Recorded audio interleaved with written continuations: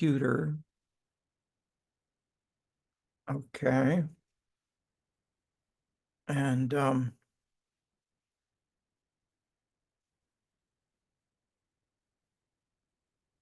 actually, I'll mention for the people who are wondering how I'm dressed.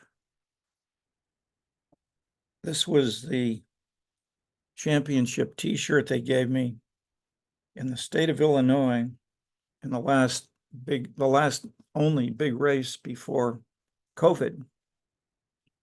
And I'd never got the shirt before. So I bring it out once or twice occasionally when people think, you know, you're pretty slow, whatever. So sometimes I am, but I get out of shape, and I didn't bike parts of last week. So this morning around 8:30, I looked at the weather forecast and it said, well, we have maybe half an hour, and then there are 35% and 40% chance of rain and then thunder showers. A little after that, I said, well, I've really got to get in shape. So I'm going out just the same. So I went out, and for an hour, I was totally drenched with thunder shower. Well, the reason I wasn't just plain stupid. I was looking at the wind, southeast, southeast, and most of the thunder clouds were over the city, whereas I was on the lakefront. And so I said, okay, they're not coming this way. Looks pretty clear where the sun is. So I kept at it. But after a couple of minutes, well, say half an hour later, the thunderclouds were strong and vibrant further over the city.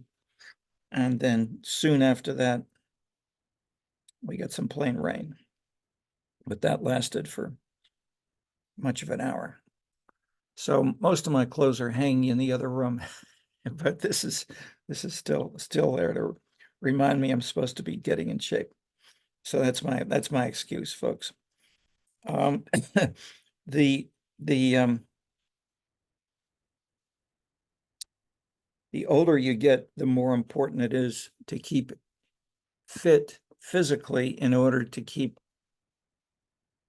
the thinking actively, and it really works. Okay. Thinking back to 68 in Paris, 69 in Chicago, where did this stuff come from?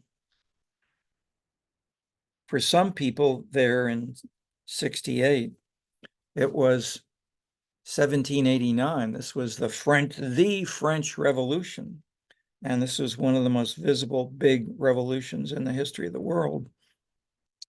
1848, it was significant, but 1789 was the guillotine, beheading the king, the top roughly maybe 1,300 people who were especially the leading traditional aristocrats and royalty. This was executed at the Place de la Concorde, center of Paris, and right across the bridge today is the National Assembly, the House of Representatives, if it were the US term. And I've sent around these 4 scenes, which can be identified with the same physical location. So I send this to my friends who are geographers or physical materialistic determinists who say, you know, the place defines what occurs. And I say, the scene, yes, but the place is not enough. The place is only enough. You also have the end of the Tour de France bike race, circles around the Place de la Concorde, and then they ride up the most visible street in France, which is a slight incline It's called the Champs-Élysées, and there's an advertisement for the Champs-Élysées in Cobb Hall right now, for a film and a movie star. And I haven't looked at it. That is, I've seen that ad, but I don't really know what goes on there. If anybody wants to check it out. Anyway, I'm making the point that the same streets, the same place need some culture to make sense of it. More than culture, how and who are the actors? Who and how are the opponents, the participants, the revolutionaries, and who is a revolutionary and where do they get their culture from? Well, the normal, at least the French answer, they're Italian counterparts, but the French answer is Balzac and then Baudelaire, who talked about neighborhoods and that said if artists are really to be actively building a new artistic world, they need a scene, and we need a physical neighborhood. And so it was called Montmartre, which is where Balzac et al. Were redefining the arts in the early 19th century, mid-19th century. And then it carried on with the Latin Quarter over the late 19th and through the much of the 20th century. The 21st century, the Latin Quarter, if you go up the main street and the main square in front of the Sorbonne, is a building which used to be the leading bookstore right there. And it now has a sign for GAP, the American Jeans Company, has replaced, the jeans have replaced the traditional Latin Quarter culture, bookstore symbolism, etc. So where and how this then is going on is changing as well. And Wicker Park was written up by the bohemian neighborhood of the artists in Chicago by Rich Lloyd in his PhD in the book called Neo-Bohemia. But that's changed. They were driven out by, you can say, the price of real estate, but the shops there want to maintain that culture. And so in part, they have a Saturday night, at least once a month, artists move back in. They have arts galleries where their paintings are for sale. And they have more drinks, more activities in the street. Other places are also part of nightlife. And nightlife also really got launched in part in Paris, maybe 15, 20 years ago, in ways that sections of the city are serving free or cheap food and drinks in the street, along with more. And now we have a presentation on buzz and nightlife in China, and it now is spreading across dozens of cities in China, etc. So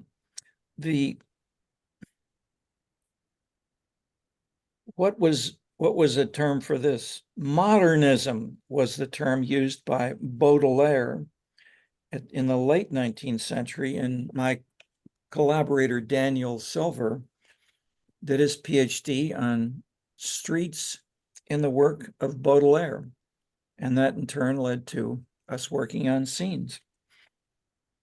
So the other example I'll mention, when I was teaching at the Sorbonne twice, 1973 and 1987, I think it was, drastically changed. And then in one session, my classroom was occupied. The whole Sorbonne, I think, was occupied in the month of May. And I didn't know about this at all. So I just showed up at the classroom, and a guy was holding an ostrich feather. They didn't know about this, apparently, with the president of this University of Chicago or let's say, the Palestinians or the Israelis, what they use is an ostrich feather. And if someone approaches to you too closely, you don't touch them, you don't lift your hands up, you reach forward with an ostrich feather, and it almost flirts with your chest. That is the chest of the person who might be entering that building. Ah non, s'il vous plaît, monsieur. Pas aujourd'hui. Okay. So what did we do? We went out and we met in a cafe right in the Place de la Sorbonne. And so we did the same for the rest of May when there were classes, and I connected there. And so the Paris Cafe has been doing classes, revolutionary discussion with Mao and others. And where and why might this happen? But the fact that this might happen led that the cafes prohibited many books and tracts, discussions, TRACTS, could be published in France for most of the 19th century, and then that gradually came in through the 20th. And of course, Habermas, we read about this, contrasting the English coffee houses with the Paris and Berlin cafes, which were forbidden to try to keep politics out, because in this era of especially the 19th century he was covering, leading into the Weimar Republic, the beginnings of the revolutionary activity was more linked with the Communist Party and with the books and the writings of Karl Marx. But most of this was written away from England, London, where he could write that stuff. But it got sent back and around and is still being read in a little red book in China and other things.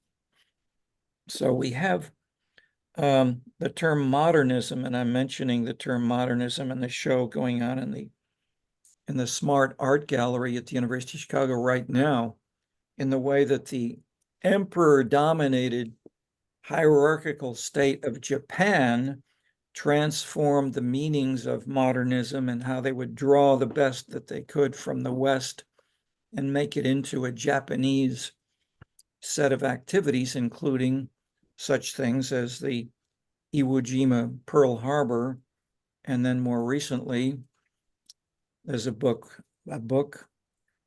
movie that is widely being shown right now called Oppenheimer.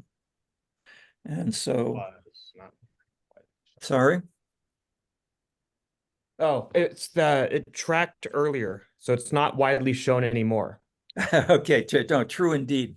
I guess what is new is that it is now available online from Amazon Prime for $5.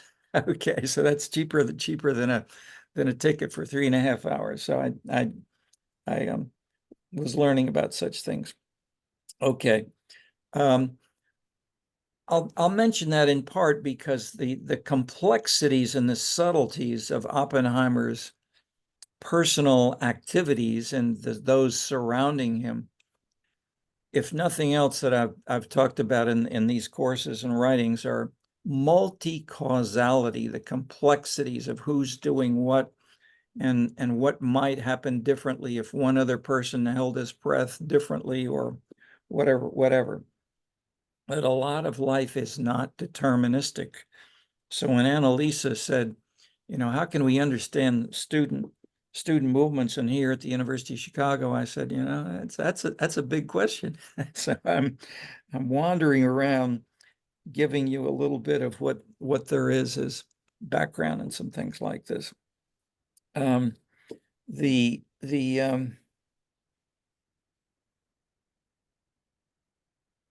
looking at themes that will connect. Okay, here we go.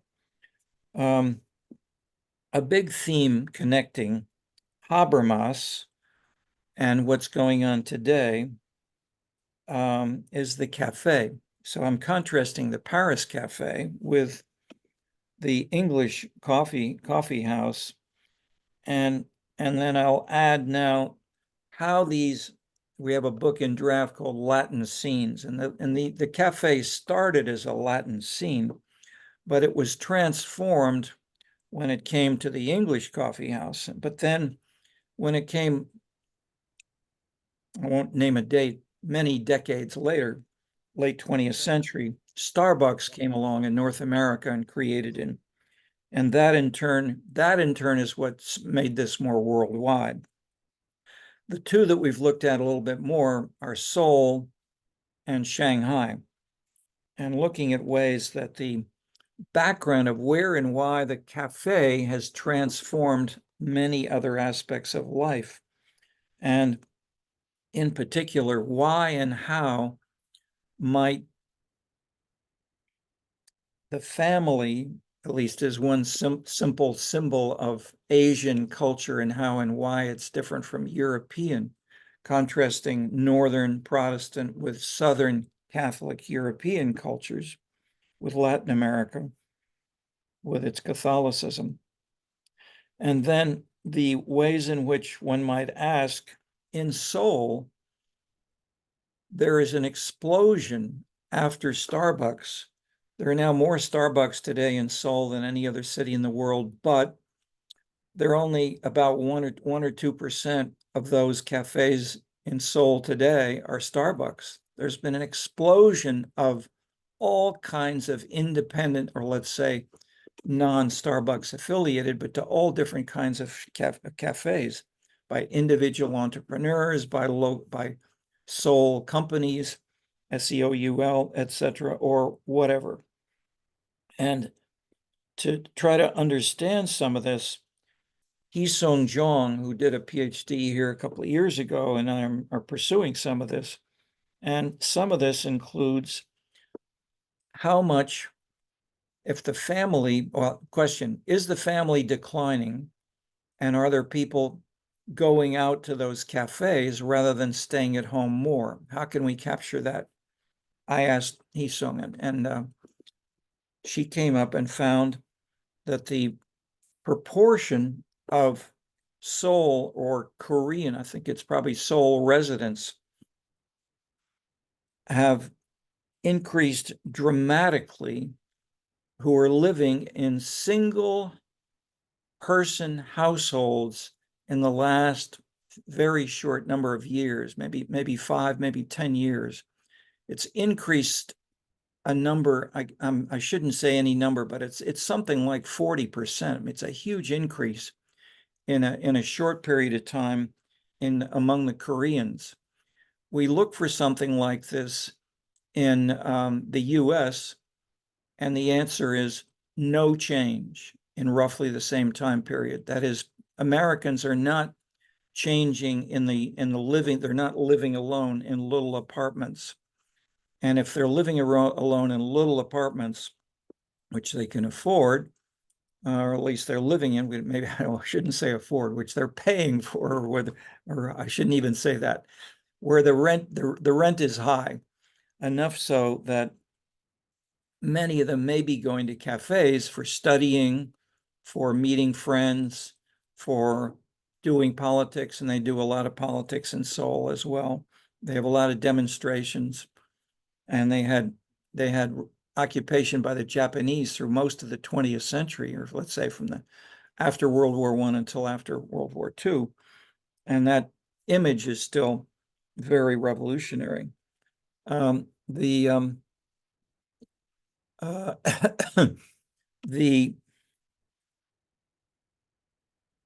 importance then, if so question mark, is the family declining? Is the family declining not just in Seoul, but in the US, in France, in other places? And one indicator where there've been about 5 people have done BAs or MAs or parts of more is to look at the alternative called fandom.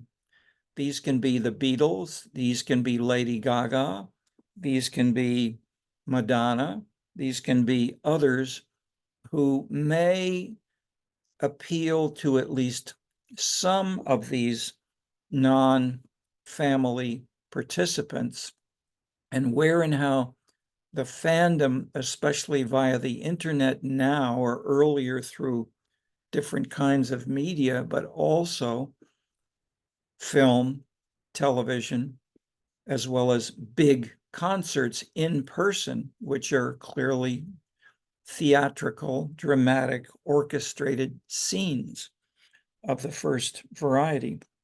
And we have a BA draft about fandom, and it's now 4:01. I'm looking down, and I see there's a name on our list. See a Camila Yaramilo, and she is listed as being here. Can she hear me now? Yeah, I can hear you. Okay, can we see your face? Okay, terrific. Welcome, Caramilo.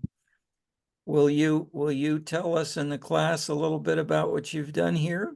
Either in an informal way is fine, and about why choosing the topic and the way that in the conversations we've had, you've really restructured and then implemented it would be helpful to everyone who may be thinking about a BA or an MA or doing a journal article or whatever else. Something.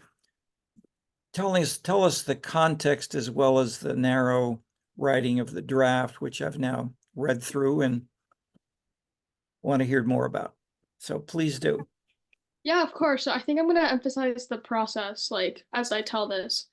I initially wanted to do a project that was mainly about fandom, and kind of understanding fandom through a religious lens. That's like not that, not really what I did, but that idea kind of began. I wanted to look at the Beatles, Mahalia Jackson, and the Grateful Dead, who very popular artists in the 20th century, very different. Like I think all three of them, but two of them, the Beatles and the Grateful Dead, are like famous for their fans. And then Mahalia Jackson, a gospel singer who I learned about in a class about music, and I found her incredibly charismatic, and I saw that she was so beloved around the world, but I didn't know anything about her. I wanted to understand like these figures as like kind of like charismatic leaders that people were drawn to, both because of their music, but also kind of personal traits. And kind of necessary to understand this was beginning to read like Weber's writings on charisma. And after I read more about Weber's essays on charisma and kind of his understanding of like charismatic leadership, I pivoted my project to kind of understand the relationship between musicians and their fans through charisma, and kind of using kind of the perspective of charisma and kind of people's identification of these like kind of exceptional superhuman qualities in the artists that they like, and how that the kind of the connection between that and why some artists develop these very intense fan groups and some artists don't. So that's what I started looking at, and this was initially a joint sociology and history project, and I dropped the history part. So I began this project by looking for like archival sources, because the Beatles were active in the 60s. Mahalia Jackson was active from the 40s through the 70s, or not through the 70s, like she died in 1972. May she rest in peace. But so I looked for archival sources on these artists. All of them have fairly strong archival presences. But the Grateful Dead and the Beatles, like a lot is recorded on their fans. Like a lot of these bands had many fanzines. A lot of fans met up in conventions, and many people have always found these specific fans very interesting because they're so passionate. So there's been a lot of different types of material saved from them. So that wasn't hard to find. Anyways, Mahalia Jackson, she's not someone that people think of and think of fandom because of kind of the very modern nature of fandom and how it's not really associated with like traditional artists. And there's also like just not enough attention paid to like Black women singers, especially traditional singers. But I thought she still had like the charisma that Weber described, and had a lot of very passionate fans who loved her. So I really wanted to understand like the difference between kind of why she was like a big public figure back when she was active and why not now, or at least remembered kind of strongly as other artists are. And I began by finding archives that had materials on these artists. I ended up dropping the Grateful Dead because it was just too big of a project, and I think they kind of made it more complicated to look at charisma. So I at this point understood the Beatles and Mahalia Jackson as two artists that had global reaches during their time and had very like emotional responses from their fans. Mahalia Jackson, I think like most people describe her as her performances and like kind of the euphoria and feeling of like hearing the voice of God and being very into her. And what was really interesting is we see these across like people of many different religions and including youth. So it's like this like very particular genre, like Southern style, Baptist gospel music and like the Black tradition, and many audiences worldwide were having like reactions that we saw Beatles fans have at the same time. So I kind of was like, these are two people who are very exceptional. I wanted to compare why what the charisma kind of looked like, what people identified in both of these artists as charismatic features and reasons why they're devoted a lot of their time and their energy and had these like really intense experiences with their music. But then another part of charisma, as Weber like explains, is institutionalization. The initial kind of description of charisma relies on someone's like opinion of an artist or a person and identifying them as charismatic. And it's a relationship of you identifying someone as powerful and exceptional. But this isn't stable because it relies on personal relationships and people die, people kind of give up their messages. But through kind of routinizing charisma or stabilizing it and creating institutions that kind of make the charisma into a more stable source, there's a larger chance for a charismatic person's ideas or movement to kind of live on. And that's kind of where the fan group and fandom part comes in. I wanted to understand kind of like, or I guess I started interpreting fandom as institutionalization because I saw fandom as a way that the presence of the Beatles was maintained a lot more strongly than Mahalia Jackson. So I looked through a bunch of primary sources. For Mahalia Jackson, I mainly read newspaper clippings, personal correspondence, a lot of magazine articles. I was lucky to find like one like fan letter that she received that was like very telling and had a lot of like very rich information. But for her, it was mainly formal sources. And a lot of the formal sources contain a lot of personal stories, and there was a lot of like interest in her as a person. So I was able to gain a lot, like see a lot of experiences of kind of what I wanted to see. Whereas the Beatles, I found this amazing book by this guy. He was an author, like, but he in the 80s like put out a lot of articles, like a lot of ads on Rolling Stone asking Beatles fans to like write like why the Beatles is important to them and why they're important to society. So that was like 200 fan testimonials of people just like talking about their relationship with the Beatles, and that was just so rich and helpful. And then I looked at fanzines. So I just went through these sources and browsed them, Oh, and I looked for patterns. who's calling?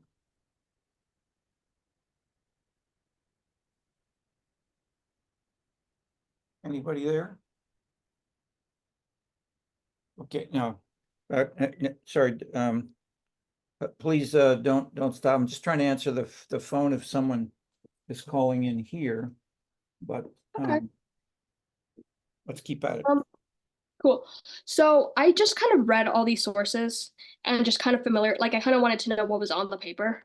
I went in knowing that I wanted to like identify ways that people attributed these artists as like special. And that was kind of my only lens. And throughout reading kind of the lives of these two artists through these like different types of materials, I noticed some common patterns and kind of ways of understanding the artist or ways of like implementing or like performing one's like fandom and like relationship with them. And first I started identified like what is charismatic about these artists. And because we're looking at musicians, there's kind of two things. There's kind of the music that they produce and their personalities as like mass audiences know them. So with Mahalia Jackson, she was a gospel singer. She was very, very talented and passionate and a very talented singer. She had a lot of talents, and I think a lot of the way she performed as a live performer connected with her audiences really strongly. And people were just really struck by her as a performer, and she performed a lot. And I think that's a very important thing, that she was performed concerts her whole life to many different audiences.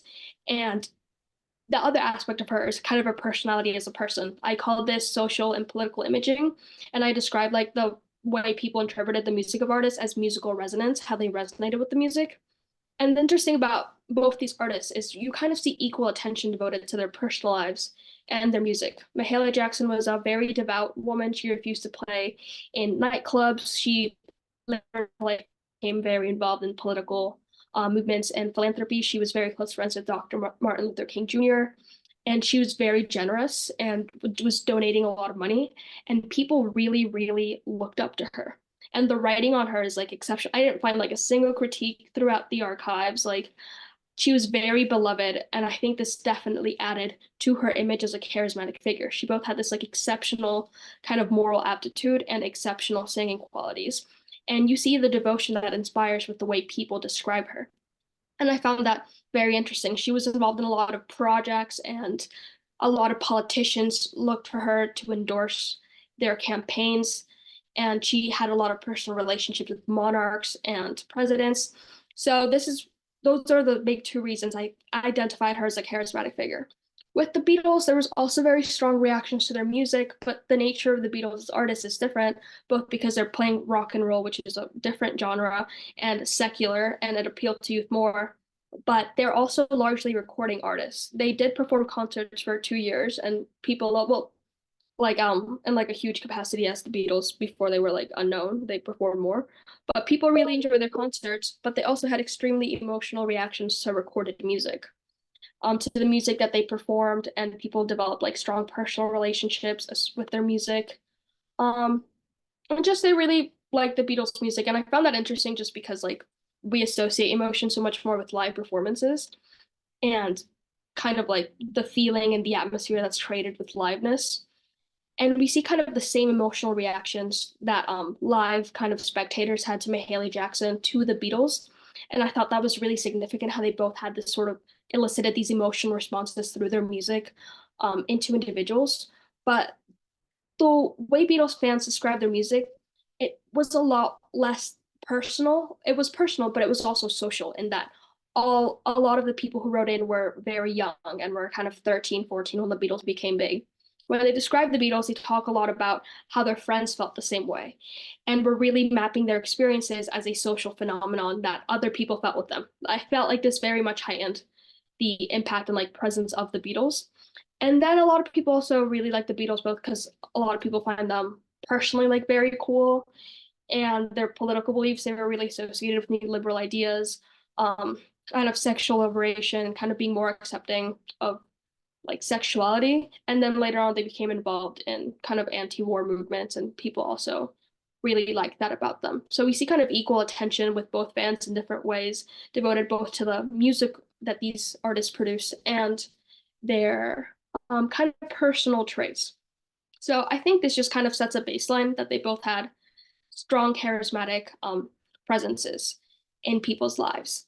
But with Beatles, we see kind of a more of intense response to their charisma in terms of that it becomes a social phenomenon that people kind of take part in. They dress like the Beatles, they act like them. And that leads me to the second aspect of analysis, which I do think is like more interesting and I think really furthered my understanding of charisma, which is this is the part where I kind of look at the behavior of the fans. I kind of made two general categories, which were aesthetic and material representations. And then the second one was public forums and communication.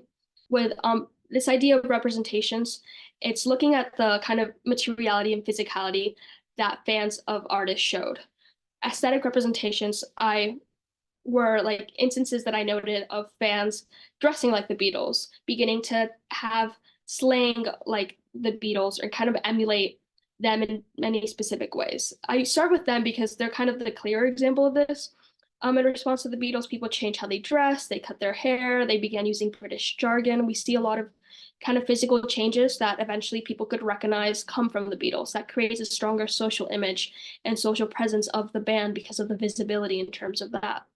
And with Mahalia Jackson, there really wasn't any instances of mimicking in this way, or kind of embodying being a fan in a specific way. And so we see a lot of kind of throughout my analysis, a lot of kind of the parts that people loved about Mahalia Jackson were really confined to the concert space and didn't really go beyond that in the way that Beatles fans did. And then second of this representations aspect is looking at kind of the material items that represented the bands and the artists. For example, the Beatles, there were Beatles cards, there were records, there were people collecting fanzines, kind of just anything that's materially identified with an artist. With Mahalia Jackson, we also see the same concert programs, records, and just anything kind of with her face on it or that talks about her. And what I found this is that both these artists had material items. You know, obviously artists, you have to like have programs, kind of release merch at times. But Beatles fans created kind of an economy around these items related to the Beatles. Like different records had different value. People had like over 70 records that were like, they released 12 albums, so why do you need 70 records? So we see the material culture of the Beatles kind of become its own like micro niche and have a lot of value and worth attributed to them. And obviously a lot of this comes from the fact that they were so much bigger artists and kind of their relationship with music critically is different than Mahalia Jackson's, but it's also fans deemed materials associated with the Beatles as worth something. Fans began collecting at massive amounts anything related to the Beatles. We don't see instances of this related to Mahalia Jackson, and I think what's interesting about this collecting and amassing and assigning worth to material items is how much that like cements the image of someone in like society. There is always going to be some sort of like currency or circulation of items regarding the Beatles because of the value that their fans place on them. And I'm just looking at like the insular fan community. There's also like kind of the value of like a Beatles t-shirt kind of across like in more kind of like less devoted fans.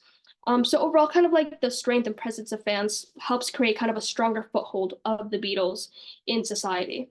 And lastly, I kind of looked at the different public forums and communication that covered the musicians and also the way fans participated in like public forums and communication. Mahalia Jackson was a mainstream artist, so she was covered a lot by large publications, but she was also very strongly covered in Black periodicals, especially kind of earlier on in her career. And she also had very strong ties with most people she worked with. Um, we see her as a very like personal figure with the way she interacts with people. Most of her career opportunities came because someone heard her sing and offered her to record a contract.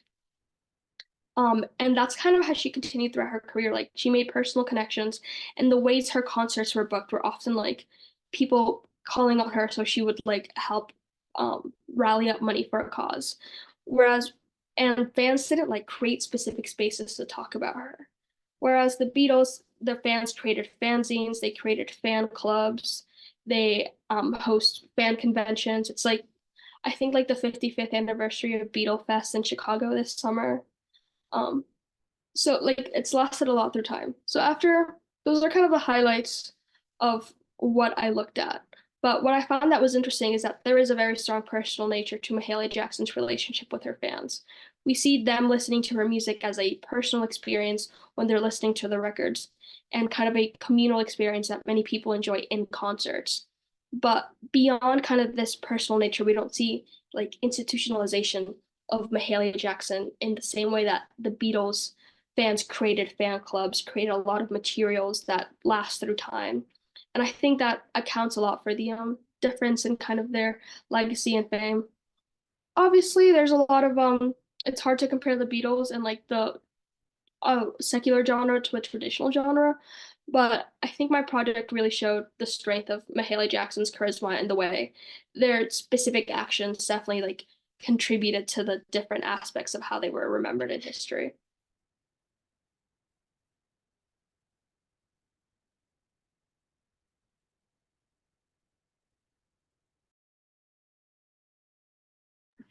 I think you're on mute.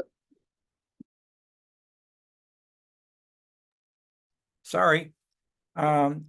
You're more or less over your presentation and we're ready for a bit of Q&A now. Folks?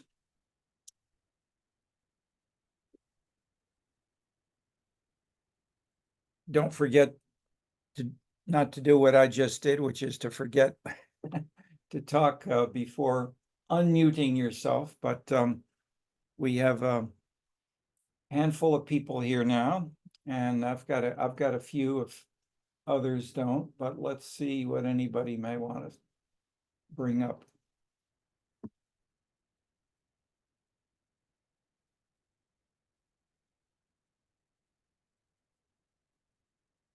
here for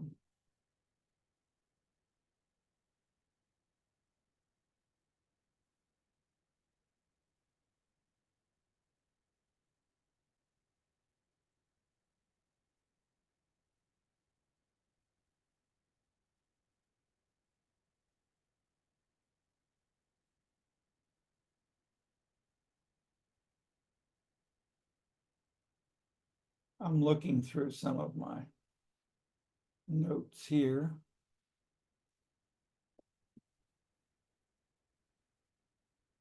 One thing I'm looking for, which you may be able to put your hand on, I think it's a quote. I may be more, forgotten I won't try to quote it, but I'm more charismatic than Jesus Christ. Do you have that handy? That, I mean, that was dynamite. Yeah. Well, that's why I think my Can I found it as a can you find the actual quote and then elaborate? Yeah, well, this is actually I began my thesis with this quote. I thought it was so fitting. Um, Pretty much John Lennon said in an interview at the height of Beatlemania. Um, Sorry, let me find the PDF. He said he was talking a lot about like rock and roll and pop culture in general. Um,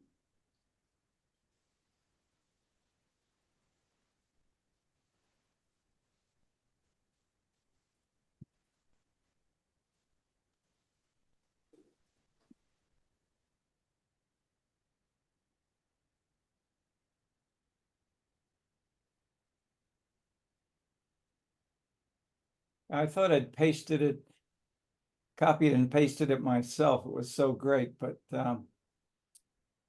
okay, I found it. oh yeah, Um, go ahead and read it yeah. then. So John Lennon said, "We're more popular than Jesus now. I don't know which will go first, rock and roll or Christianity." Okay. Um, Yeah, and then at one point, Mahalia Jackson performed in Amsterdam, and she was greeted by 23,000 screaming teenagers. And she said, "I thought I was the Beatles." Which is just like I think those quotes like really encapsulate the influence of both these people and kind of the reactions they elicited from individuals. Very, very powerful indeed. Just to remind all of the others of us why the comparison of the analog to Jesus Christ for social scientists. And this, of course, was done by Max Weber. So his three types are traditional, charismatic, and bureaucratic. And the charismatic and bureaucratic came together by saying that Christ was a charismatic individual, as you pointed to this in these bands and Mahalia Jackson, not having, and you're stressing nicely, is this is a major theme for Max Weber, of where and how do these institutions like capitalism or modernism or bureaucracy emerge? Not just they're there, but where does the state, or before the state, through hundreds of years in Europe, this was the Roman Catholic Church, centered on the Vatican, and this was in a period when the modern states did not exist. They were barely there through much of the Middle Ages and then the beginning of the Renaissance. I mentioned Francis I as the king of France started to try to build some institutions, and he talked about the French Academy, and then later on the Academy of Sciences as well, etc.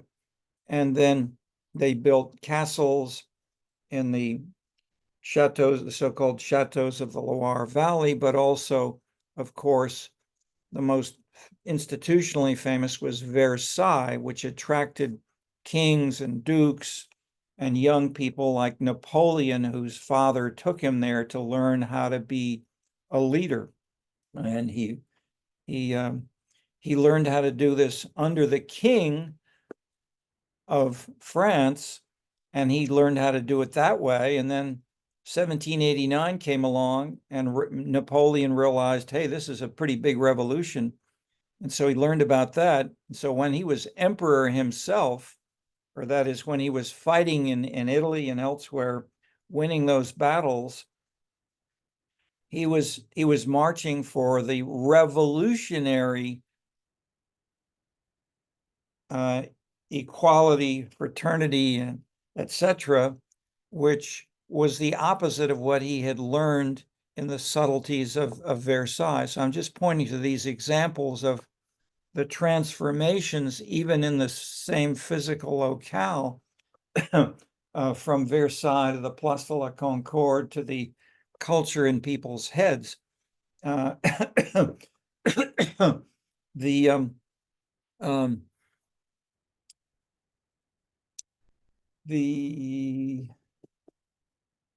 institutionalization, which you stressed in the example of the fan magazines, the collecting of the records, these, and you used the term several times, institutionalized, and that was used more by Parsons and then Eisenstadt in his edited book on Max Weber, or Max Weber's on charisma and more, and which you cite many times, rightly and appropriately.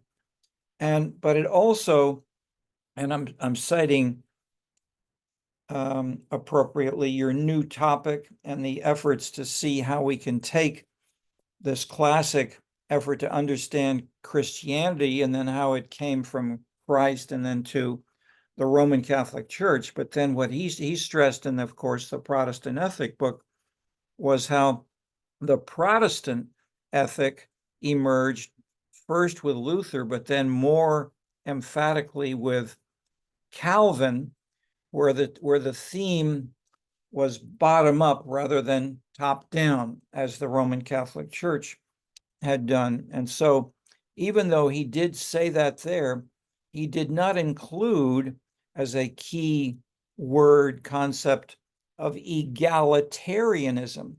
And Max Weber in his main books did have examples here and there, but in contrast to, for instance, tradition, bureaucracy, and hierarchy, traditional, as these elements, I'm saying hierarchy. That is, he left out the opposite, which is egalitarianism.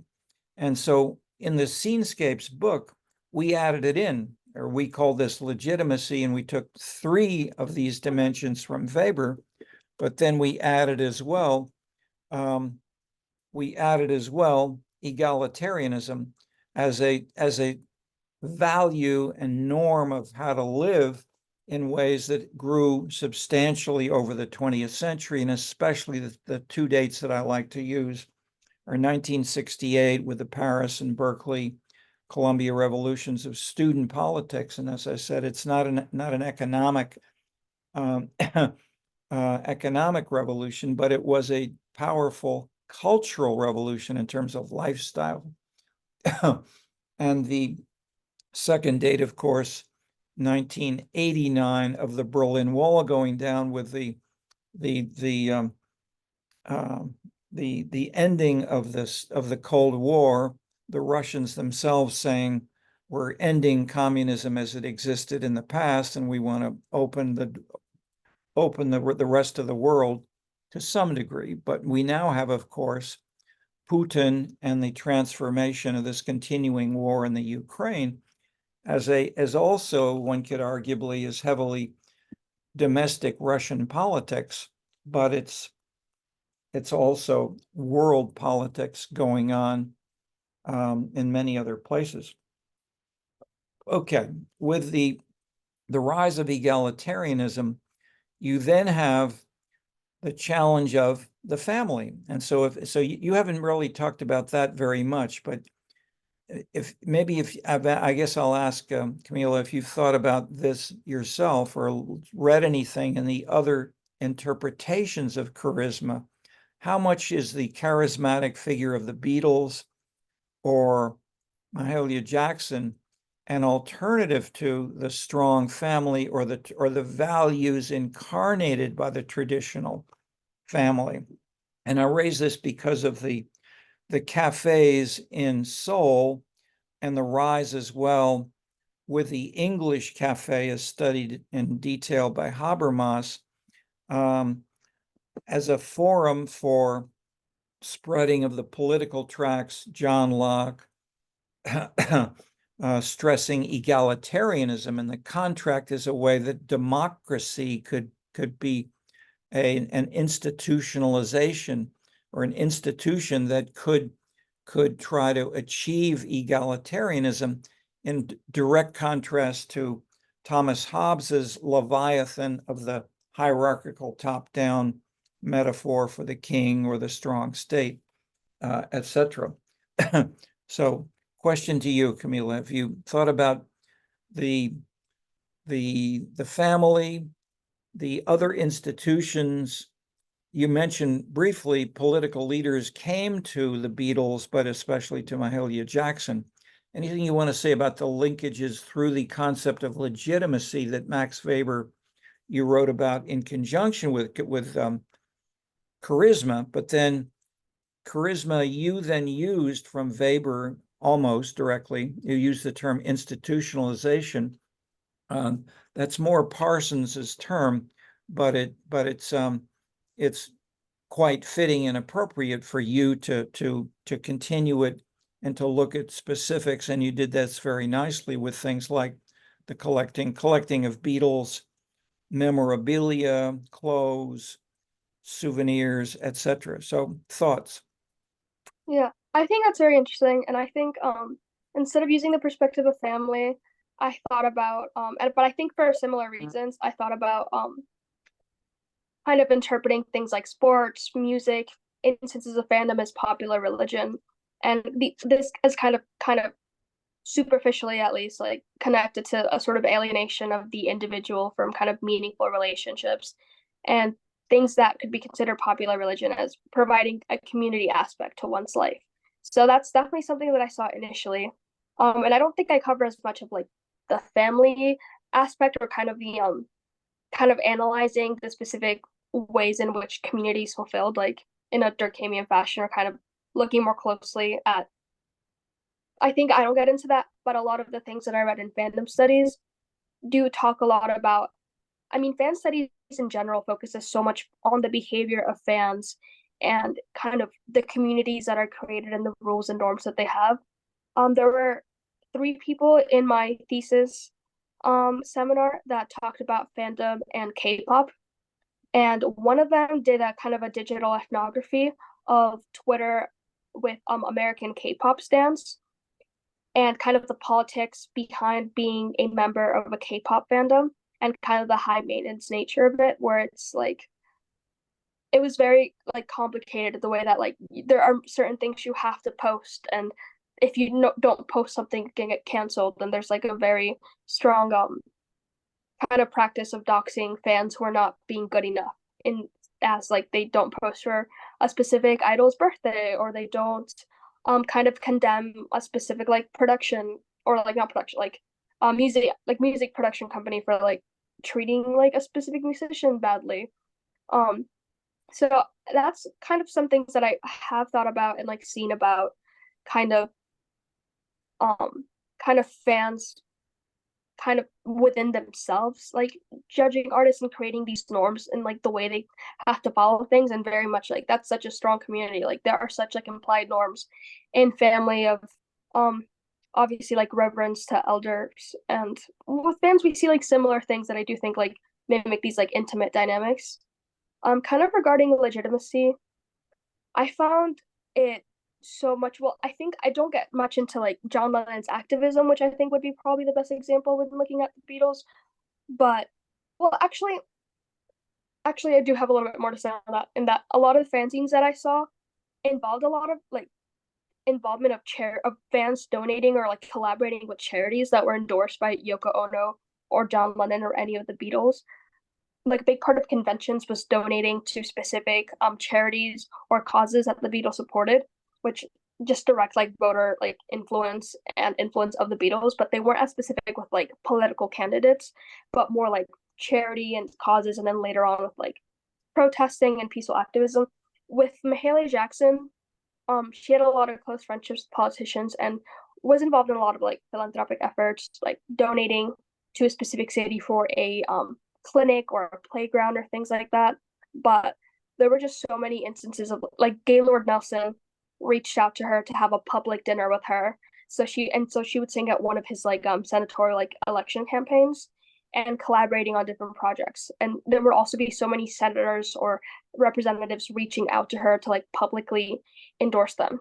And what that tells me is that um like the political machine acknowledges her as someone who like has legitimacy as like a moral force of doing the right thing, so people will vote for the artist that she endorses.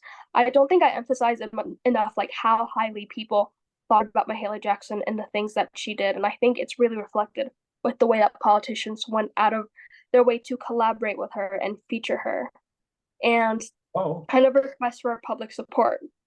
And I think that shows a different kind of legitimacy than the Beatles showed, whereas her name, as people knew her as a person, would influence oh. people's decisions to vote for someone. And how like politicians took advantage of that, I think is really shows how she was viewed as like a legitimate moral authority that politicians could use in terms of like leveraging her name for like support. Okay, no, that's great, very helpful that the literature on fandom does handle this in some cases. There was one BA I read earlier by the Calypso singers in the Caribbean were seeking the endorsement by the political leaders who felt that they, and this the woman who did the BA was the daughter of a top political leader in the Caribbean. And so she knew from these kinds of personal inquiries that the political leaders felt themselves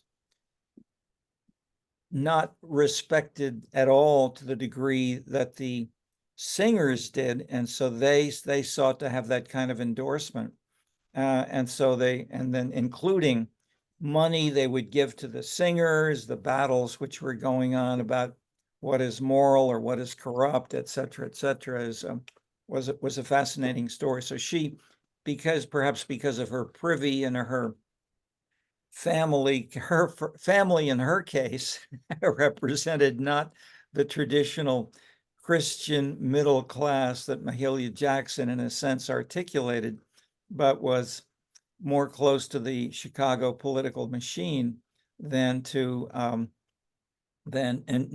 was it the Beatles. So in a sense, we have multiple views of ideal types or combinations of values, and that's what we play up in the Scenescapes book, that we have not just one kind of value of egalitarianism, but how it combines with theatricality or different dimensions of localism, neighborliness, or other kinds of things. And so choosing or comparing two leaders as you have done is great to have. They're both highly popular, massive fan base, but on the other hand, maybe they were quite different in the types of fans, and it may be that the political leaders who wanted or who received the endorsement of Mahalia Jackson would have been quite different from the political leaders if they wanted to or received the endorsement of the Beatles. Okay, I think it's a pretty obvious question I'm asking, but any comments on that? Yeah, I think like I this kind of what you just mentioned was what I had a hard time when explaining my topic to other people, because I think a lot of this comes from like ignorance of like Mahalia Jackson's scale as an artist. But a lot of people view them as like completely incomparable. And I think if you choose maybe another like attribute, but I think their charisma and their fame was very similar. And I think there are so many obvious things where it's like the role that race plays and the role that genre as like a particular like religious genre versus rock and roll, and the appeal to like middle class, kind of like older people compared to youth, I think makes a big difference in the reception and fame of both these artists. But I think even with these differences, we see like charismatic processes like going on. And I think a lot of the actions of the artists and the ways they portrayed themselves and the ways that kind of their actions either like asked like begged for more kind of fan spaces, whereas, and I guess this is like a point that I mentioned, but I think it's like kind of my favorite finding after reading is like what I mentioned about Mahalia Jackson being very personal. She had concerts throughout her entire life. They're very accessible. Most people who wanted to, because she did travel all over the world, literally so impressive. A lot of people were able to see her live. With the Beatles, that wasn't the case. Like there wasn't really a chance for people to have personal relationships with them. They didn't answer fan letters. They had such swarms of fans. They weren't necessarily involved early on with these fan groups or with fans. Like they didn't develop these personal relationships. In many ways, it seems like people who like Mahalia Jackson had like higher chances of being fulfilled with kind of their relationship with her, as in they were able to see her live and kind of have a live personal experience multiple times, if not, and many people got to see her in concert. With the Beatles, there's less of that satisfaction, it seems. I feel like there had to be the creation of other spaces to kind of express love for the Beatles. And that's a lot more speculative. But I think that was a really key difference. There seemed to be just more ability for people to kind of get what they wanted from Mahalia Jackson with the way that she performed, whereas there wasn't as much room for expression with Beatles fans with kind of just a musician listener dynamic. So I think there's a lot of big differences, but I think if we don't compare two people who have a similar trait because everything else is different, I think we can't really study as much of like the trait, in this case charisma, as well. So yeah, I think there's a lot more to analyze in terms of them as like influential leaders, but I'm really happy with what I was able to glean from the sources that I saw. Yeah, I'll just mention in a sentence that the big theme stressed in the introduction to the book that you heavily draw upon is written by Shmuel Eisenstadt, a student of Edward Shill's here. And what he stressed was the same theme that I'm making about the rise of egalitarianism over the 20th century, is that charisma is meaningful only if you look at not the charismatic leader, but also the followers. And the legitimacy in charisma is the specific linkages between one type of leader and one type or subtypes of, or combinations, or perhaps heterogeneous in terms of social background. And that's another big point that we make about the rise of the arts, that no longer is being just Black, being an African American, the driver. Instead, something about the music and maybe the message of Christianity in this sense or for someone else, it may be social mobility. Another quote, which I pasted from you, which could be another theme for some people. You wrote, Jackson's remarkable attitude while faced with difficulties as a child.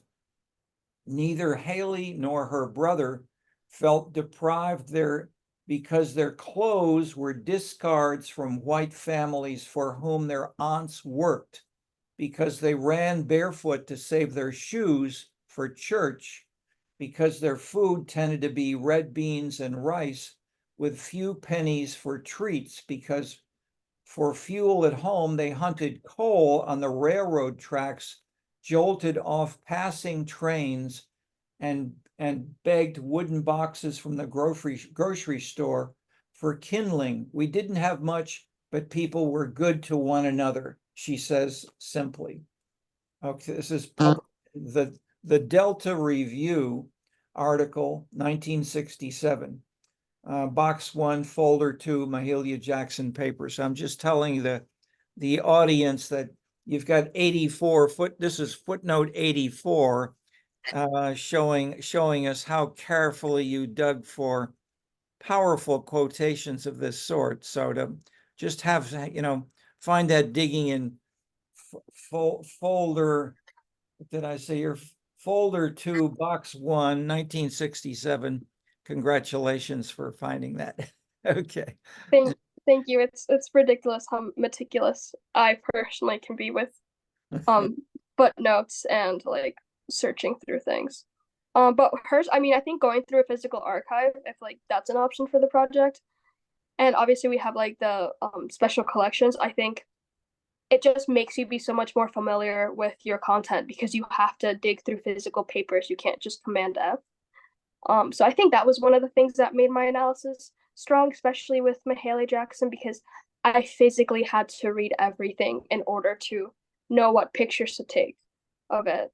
And like I am really thankful for like that I did an archival project because like you can't just save like articles that you know will be good.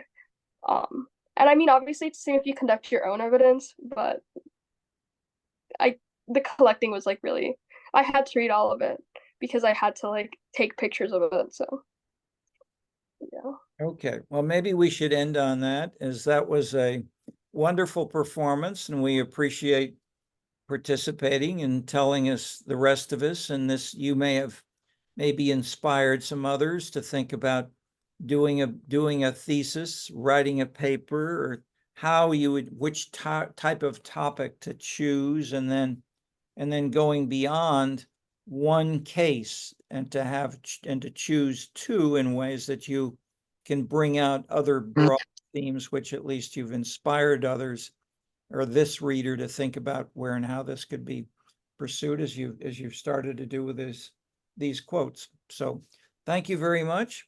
And we all will give you a little, maybe some people are mute, and so others may be applauding in the future, but they may have something that they can see what you've done, and it's great. Is it okay for us to send around even your draft for people to take a look at? And then, yeah, of course. that they might send you some comments as they see not just what you're able to talk about, but some of the other things which you've raised. Okay, that's great. Thank you. Of course. Thank you for having me. Thank you, Camila. That was an excellent, helpful contribution. And you're welcome to stay on as you like, but you've got other things as well. But you must leave, but you can stay on if you like. Okay. Yeah, that is. Let me pause once more if she's still there. Does anyone else want to add any further question or comment about either what she presented or going beyond this to other overlapping themes which are in front of the Cobb Hall and the administration building, for instance, etc.? Oh, hello, can you hear me? Yes, please do. Oh. Yeah, Hi, we do. Camila. This is Lucy, and I first want to appreciate your work. I think it's really intelligent and brilliant, and other things you talk about. And I think it's not just a question; it's just maybe a further step or additional resources to your research. I am not a fan of any people, but I know some, like the fan culture of some Korean idols and stars. And I thought, like we learn about the concept of food in this class, like how they markets use the cultural thing to sell them product. And I don't remember what article I have read, but I used to read an article which mentioned that they think the idols in Korean is just like something. It's not, like it's not more than a person. It's more like a product. Like the company try to create some, like probably some characters that attract the fans to gathering under them, and pay money, and like attending their live shows or something. And yeah, so I was curious, like, because from your study I know you speak lots about the charisma's character and how these fans are, how the fans community, how the strong communities these fans are built. So I was curious, like, first whether they are actually think this people as a person, like as somebody they are really like, they admire, or in some way, I don't know whether it's correct, but like some way like a product, like something it can be alternative. If they saw like, okay, this person is not the person I just want, and I will turn to be the fan of another person. And yeah, and that's my question. Yeah, Rusi Dang, I see your name. Could you just put your face on for a second so Camila or Okay. the others could okay, that's great. Okay. Thank you to have your face for a second or two there. Okay, and with a great background of the city and the university. That's wonderful as background. Thank you. Camila, any comments or follow up on that? Yeah, I think that's such a great point, and I think that's something that I strongly considered, especially kind of the strong role of advertising in the success of the Beatles. I mean, I think they were very talented. I think the hard thing about them is that they're very talented, but they also like really socially benefited from so many things. Like rock and roll was initially a black genre that came from the South in America, and there was so much hate towards it in the 50s because of its association with blackness, deviance, being criminals. So this comes from like the mass audiences that are like white middle class in America at this time. And the Beatles came from Europe. They had accents. Their manager dressed them up in like suits and gave them these very proper cuts. So people accepted them because of that social imaging and that social perception.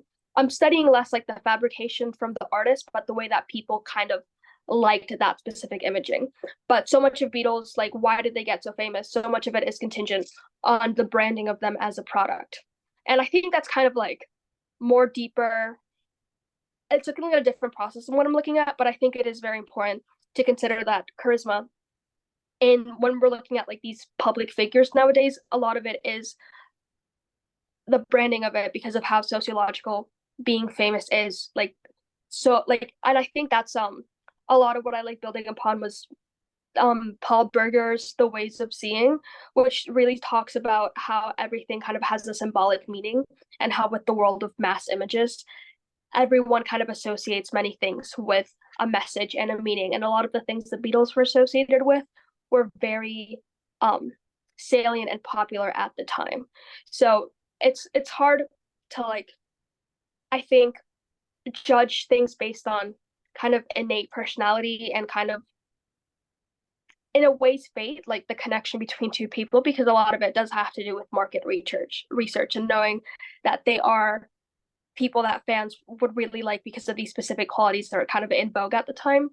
And I also wanted to talk about the first question: do you think it's because of them as a person? And I think that's where it gets really contradictory, because yeah, I just said that a lot of it does rely on the branding of a person, but a lot of people with the Beatles, and I think with a lot of influencers and artists today, really like specific relatable qualities of these artists. Like I think a lot of people get endeared, like people endear them, like artists endear themselves to people because of specific personality traits, like specifically talking about like people who had romantic interest in the Beatles. A lot of them thought they were like the most attractive men and like were very sweet and loved women. So that's looking at this like personal quality of them, or like these little quirks. So it's a lot of that personal quality could be fabricated, but I do still think that amount of relatability is important for a lot of public figures. And this reminds me of the email Terry sent me about thinking about Obama and Clinton. And I think Obama is a great example of the way that like personal qualities can like work for specific audiences. I mean, I guess I'm thinking of two specific instances. Like there's this one video of him before his like when he was running his like 2008 campaign, where he was like ordering a cheesesteak in Philly, and how he was using like African American vernacular and like acting less as proper as he is in formal settings. And that was like done and released to like appeal to like young and Black voters. So that's an example of that. But then recently in his like post-presidential career, like his favorite artist list, his favorite book list, his favorite podcast list, like so many people, like Obama gets traction every year when he drops those lists of like his favorite artists, where he's mentioning like Billie Eilish, Phoebe Bridgers, and Kendrick Lamar, like these artists that are so influential to youth and kind of like the upcoming powerful generations of America. And I think that's a great insight into the role of personality. Even if like personality and genuineness and authenticity is fabricated, that is something that I think with kind of the way we admire celebrity nowadays, that's something that people really like. Like they like seeing the personal aspects of them and the uniqueness of them. And a lot of times that is fabricated, but I think it comes from this desire to like connect in a human way. Okay. Let me, maybe it's too narrowly personal, but I just have two quick things that have stuck in my mind for decades with the Beatles. I didn't realize from what until I heard you say that the Beatles only gave a very few performances, but somehow I must have been a grad student, I'm not sure. I went by the Times Square Paramount Theater in the middle of New York, and it was a performance. I didn't know what it was, but I heard people making noise, sort of like that. And I looked a little more closely, and there were hundreds of young girls, I think is the right word, probably 12 to 18 or 22 for the most part. And they circled the entire building, which was almost a city block. And they were all, that is, it wasn't any one single person or two persons or 20 persons, but I was so fascinated. I walked a little bit around the block, and the whole block, all four sides, kept up that sound, and it went on for probably 20 minutes as I was walking around. And I was amazed to see this spontaneous. I can't say, I mean, it's certainly, I can't say it's unique to one person, but in a sense, it's a power of the scene, you could say, which one person would not do alone. And it couldn't be just two or three people, but to have this going on, and you couldn't have enough breath to make that amount of noise, but to have others around you, this lasted for a long, long time. So I saw the Yellow Submarine when I was doing field work in Rome. So I saw it in Italy it was, I think it was what they say dubbed, it was all in Italian.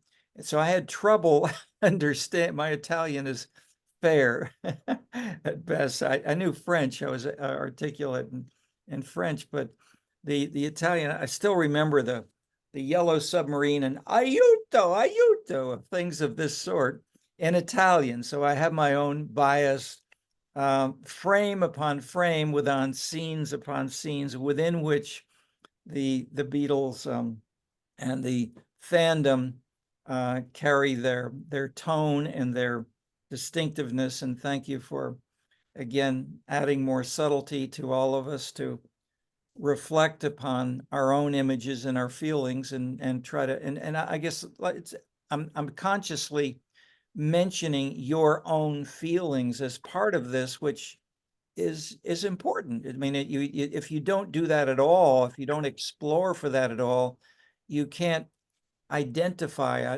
in the sense of agreeing with, but at least having a deeper feeling beyond how big is the crowd, how many copies of their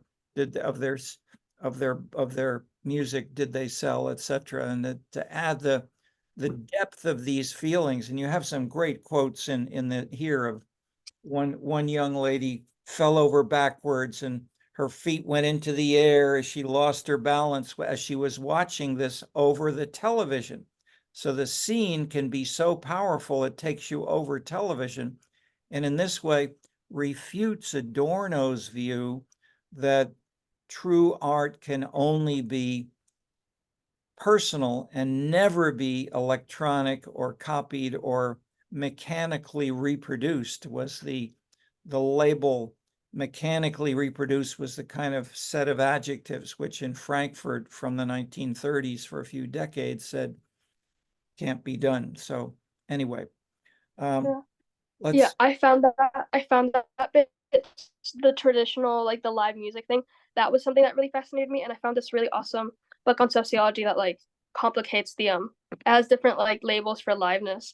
And it was awesome that I was able to like incorporate that because I was also like, that's something that I thought about. I was too rigid initially with the live and performance, like the live and recorded distinction, because of instances like that quote. okay. So much. Well, thank you. Thank you. So we're actually about at the point when we take a break for a snack for roughly 10 minutes. Oops, no, we have a Samantha. Let's just let Samantha, you want to show us your face, then we can listen to your question if you got something to add before we have her. Go ahead, Samantha. I was going to add, like, I guess more of a comment of what your project got me thinking of, which was, your project was really awesome. But mine is going to be more like on activism and kind of how scenes affect liberatory practices and things like that. But I think that what you're saying could be like expanded to so many other like types of public figures, like kind of how you just talked about Obama too, and thinking about like how activism now shows up on like online versus in person and having opportunity to really interact with these activists and things like that. But it just made my mind think of that and think about how tied together those two kind of distinctions, two kinds of like categories of people or figures can be. But yeah, I just thought it was really awesome. Thank you.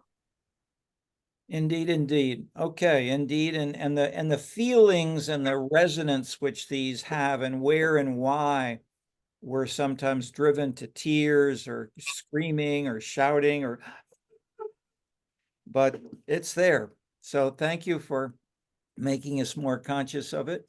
And we will richer as a consequence. Let's see. Now, how should we handle this? I guess I think I don't want to lose our connection. So why don't we, well, maybe at least I'll leave mine on running. You can turn, you can put the volume down. You can turn off if you want your mute, whatever. But let's probably leave us connected for this break, and then we'll reconnect. It's now 5:03, so about 5:13 or so we'll reconnect. Thank you, folks.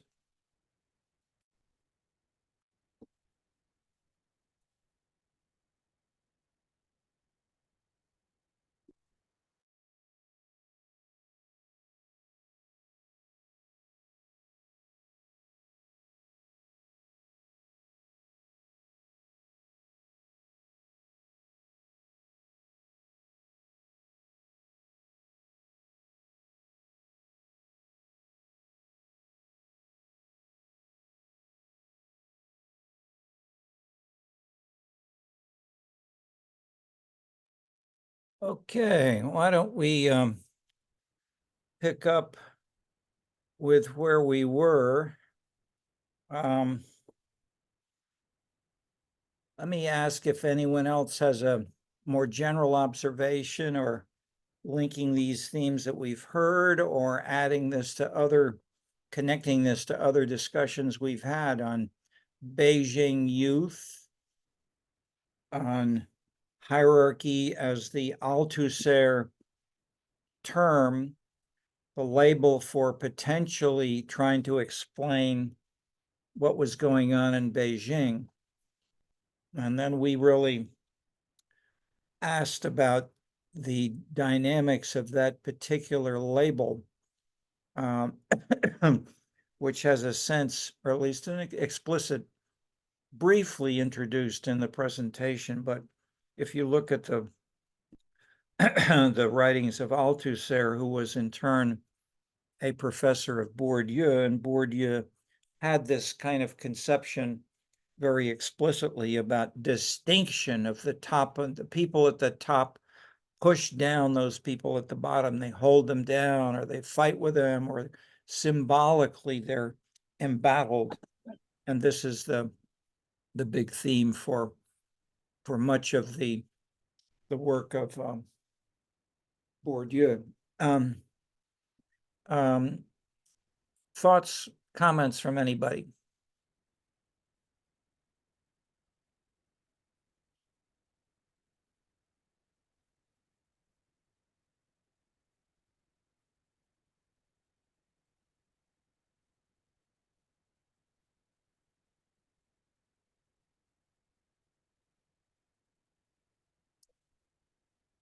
I see we have Jingyi Ma has joined us here. I think your name is here and was not before. Would you want to say a word or two about, as I asked if you'd be available, just to add a little bit about what you're doing in your own work? Can you, are you with us now, Jingyi? Oh, yes. Can Uh, would you be able to turn on your video as well, then we can see your face? Then people will remember you more. Great, thank you. Okay.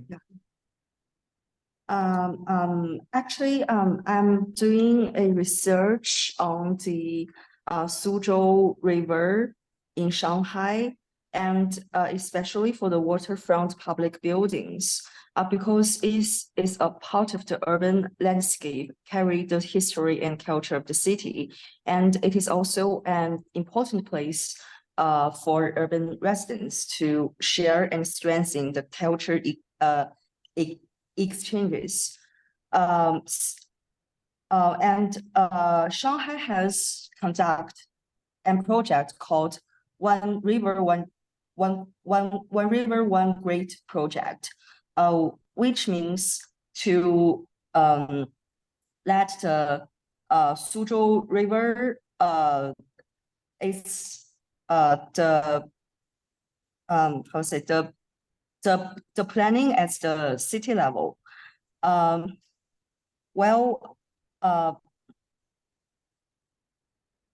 The waterfront public building refers to the buildings located at the edge of the urban waters, closely connected with the water body, providing a variety of public service and culture activities. And this also provides a shared space for urban residents, and all people can freely enter and enjoy its service and facilities. And it is also shared nature. This shared nature makes waterfront public buildings an important place for inclusiveness and cohesion in the city. And taking the project of Suzhou River, which is connecting the public space on both sides of this river. I want to explore how to revitalize the public space of waterfront buildings in urban renewal. Firstly, in my project, I will give an overview of the specific project and design concept. Then I will compare the waterfront spatial planning along the Shanghai and maybe with other cities like Chengdu, and then I will analyze the special transformation of the existing waterfront buildings along this Suzhou River, and then finally summarize the characteristics of these buildings, and to explore more how this the combination of these buildings will to create the buzz on the city. Excellent. I think what we need to frame your statement. This is a brief preface for what we hope to explore next week in this same class, when we will have Carrie Wu, who's now professor at York University, but who was a graduate student here in the past in Chicago, and will tell us a little bit more about the kinds of things which he has done. And we've been in touch and with others on related themes. I'll just leave it as that for now. But there will be more on trying to do things like this. And what we'll try to play up as well is how can others learn from the process? And we heard that with Camila very nicely articulated, not just here's my final product, but she talked about a number of things of how she changed her focus. She looked for sources. She dropped the Rolling Stones because it was too much work for one BA, etc. And so where and how to do things and to listen and reflect. That is not to say here's a right and a wrong way, but to try to instead to look often for options. What are 3 or 4 different ways I might do this? Which, if it's the waterfront, what about the waterfront? How much is it the water? How much is it the buildings? How much is it the people who own them? The people who walk by it, who don't own them? The people who are potentially might do something with that area. They may start a cafe, they may start a parade, they may burn it down, all kinds of things which may be in people's imaginations. And where and how the rivers and waterfronts I'm just mentioning from other presentations in China, these have been particularly featured in very creative, interesting ways that capture the idea of the national park, which we have in America, identified with the physical surroundings of mostly nature, trees, bears, fish, but not people and not animals. Let's say the American Indians, so-called, or the Native Americans are not featured in an active, visible way. By contrast, what they've done in China, or say, let me also add, no towns, no cities. The Chinese are doing it in a much more dramatic, ambitious way to include the city of Shanghai, which Xi Jinping is talking about, as well as the countryside, the river itself, forests, trees. And the label for this in China now, and this is a new specific implementation in conjunction with the cultural park. That's its term in China now. And so there's several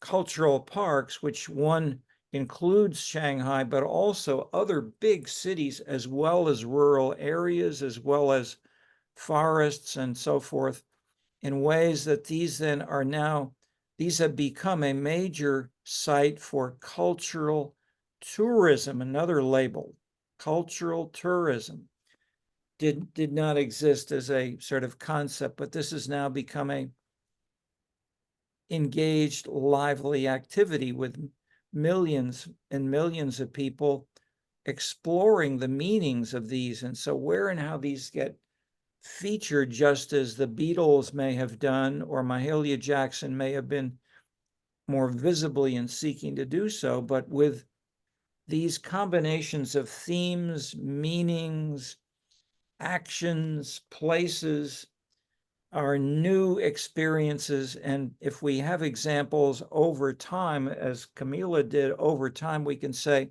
what was the impact? It's very seldom that you have a social scientist looking at something starting 20, 30 years ago and then saying, or more, and able to say, here's what's the residue, and to have a quotation that we may last, rock and roll and the Beatles may last longer than Christianity. I mean, that gives you a flavor of the power of the scene, at least in one of the leaders of the Beatles. They probably have maybe that's a song among those 70 recordings. But thank you for giving us a little prefatory label, and I'm just giving you one bit of how much meaning there is potentially included in what you and Carrie Wu may help us to explore further and may understand better where and how these kinds of labels and then the activities within them and surrounding them, we can dig a little further and understand ourselves, ranging from Lake Michigan to the midway in front of the, or between the different parts of the University of Chicago and the people who, of course, probably most of you know about that midway and what it was. It was a canal. It was filled with water, and people went up and down that when the World's Fair was there. And Thorstein Veblen lived next door to, or lived nearby that site of what he then introduced the term of conspicuous consumption, as has been captured earlier on in Versailles with the gardens, with the fireworks, as a Chinese import from the French, so they could have the French fireworks using the gunpowder, which the Chinese had invented long times before, but it was hot new stuff in Paris. Okay, anything else you want to add at this point? Or shall Jingyi, or do you want to wait till next week? Next week, I think, because I work with Lucy on this report, and I'm not quite sure, can I have an opportunity to present our like the progress in this paper, but it's made more like a proposal, or because we haven't collected all the data, so we may like present our like paper in progress, or like a type of report. Absolutely, and so the goal is to try to help you and to Carrie Wu to think about hypotheses, frameworks, research designs. I mean, starting right from the beginning or before the beginning at this stage, and in some ways this is a creative stage in research or in policy or in revolution or holding down the absence of a revolution. All these things, cultural tourism, all these things are going on simultaneously. But for sure, we all are involved in many of them, of the, quote, the objective, the outside, as well as the emotions, the inside, the feelings, and then thinking more about how these connect and where and why, and then trying to articulate where and why in ways that this will potentially have more impact or meaning, is exactly what you can have a better set of consequences if you can think these through from the beginning. And then, why should I study the waterfront? Do you want to study waterfronts of the world, or do you want to study Shanghai? Do you want to study scenes of the world? Do you want to study cities of the world, or only one city? And where and why? These are all open questions when you're at the early stage, and there are no simple right or wrong answers, but trying to lay these out and to discuss them is a valuable thing at the beginning.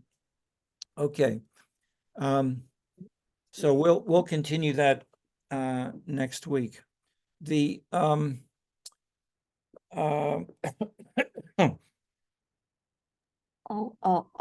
Also, I see a comment in the chat box called like the Cai Guoqiang's like Cai Guoqiang study in on the Shanghai River. I'm not quite sure. Could Rain like explain more about this project with Cai Guoqiang? Yeah, is that the famous architects in China or other people? Yeah, thank you. So, so wherever it came from, what's the easiest way to communicate? Well, do you have something you can, maybe we can ask if the viewer or presenter of the comment could just put in an email or a way that Annalisa can connect with you. Yes, I can put a link in the chat to it. He's an artist that does work on the Shanghai River. I can throw a link in the chat that shows some of his work if anyone's interested. That's great. And your name is what's your name? Ryan. Sorry? Ryan. My name is Ryan Shea. Okay, very good. Thank you, Ryan Shea. Okay, just so Annalisa, if somehow your Annalisa has the names that we can find of each other, so we can just be able to email each other if we lose connections, and because this may disappear with Zoom. Okay, but if you put that there for Jingyi, that's great. Thank you, Ryan. Anything you want to add beyond that, Ryan, for anyone else? Not on that, but how do you know about this? Just out of curiosity, if that would connect even with next week, or do you have any special knowledge or interest in Shanghai? I mean, I don't have any reason to have any special knowledge in Shanghai. I was just sort of, looking around some of these things during class while some of the proposals were being tossed around. I do have a somewhat unrelated question, if you don't mind, and this is back to South Korea and Seoul. Sure, please. I was reading an article about their rent structure. Something like 70% of the leases are like this capitalized lease structure where families or renters, instead of paying a monthly rent, will put down a large proportion of the property value, and that's sort of kept by the property owner, who can then invest it or put it in high yield savings or something like that. And I was wondering if there's some sort of application or intersection between this class and that structure in Seoul. And I know you have a deep background in South Korea. I had not, no, thank you. No, I had not heard of that before, but give us just a little bit more of a sense. Have you tried to figure that out? I mean, does that mean it's a very large amount of money in terms of compared to what it would be 1 month or 1 year's rent, or what we just don't know how they do the calculations? Usually, from what I read, it's anywhere from 50 to 70% of the property value, and that is held for a 2-year period on average. And then after the 2-year period, they can either put back down 50 to 70% of the adjusted property value, or they can move somewhere else. That's typically the structure, but I just read an article pretty briefly. No, I mean that's amazing. That really contradicts the image that people who move away from a big family to having a separate household, but yes, it has to be small, but this articulates all the more how small you have to live in a little apartment if you're going to have to put down 2 years value with huge proportion of the, I mean, that is in many places when we talk about the, what was it, the 19 or the 20, what was it, the 23rd, people talk about it in some of the discussions here around the world, including the US, as a Great Recession, but that Great Recession was driven by the real estate financing and the selling of those bonds and the buying of those by people around the world who didn't realize that some of these could collapse. And that was due in part by the fact that nobody did just what you've described. That is, if you had to put down that amount of cash, people couldn't sell those for a moderate amount of money and then sell it to someone else and have no background. That is, the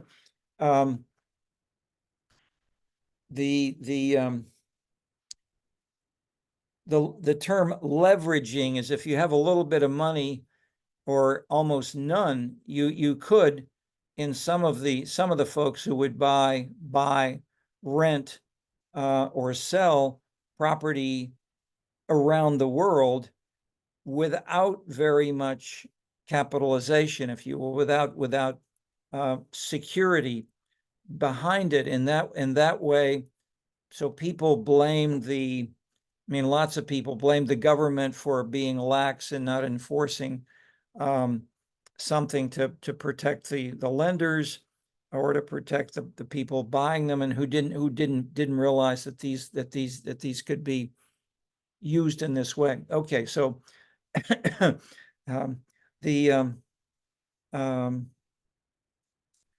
the demonstrations against Wall Street and the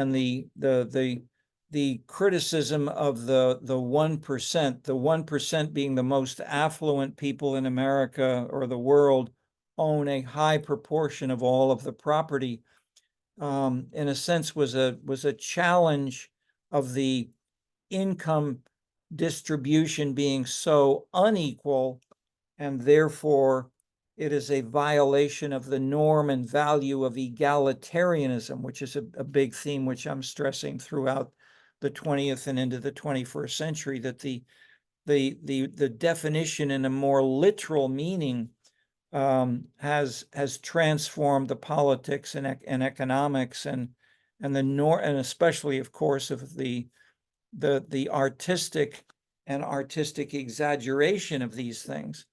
But then when you take the okay, I won't elaborate on that. But thank you for bringing this in. Yes, this is a big theme, and it should be brought in more explicitly, as you've helped to do by doing so. So thank you. Anyone else have a comment or theme you'd like to introduce?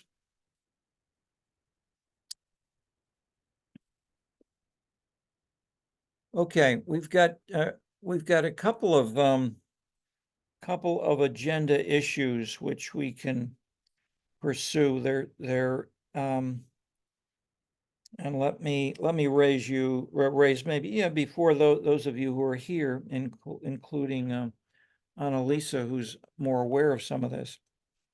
One is both of these are videos at this point, and they can connect with current things on campus and us in ways that we can explore now or later on. The first is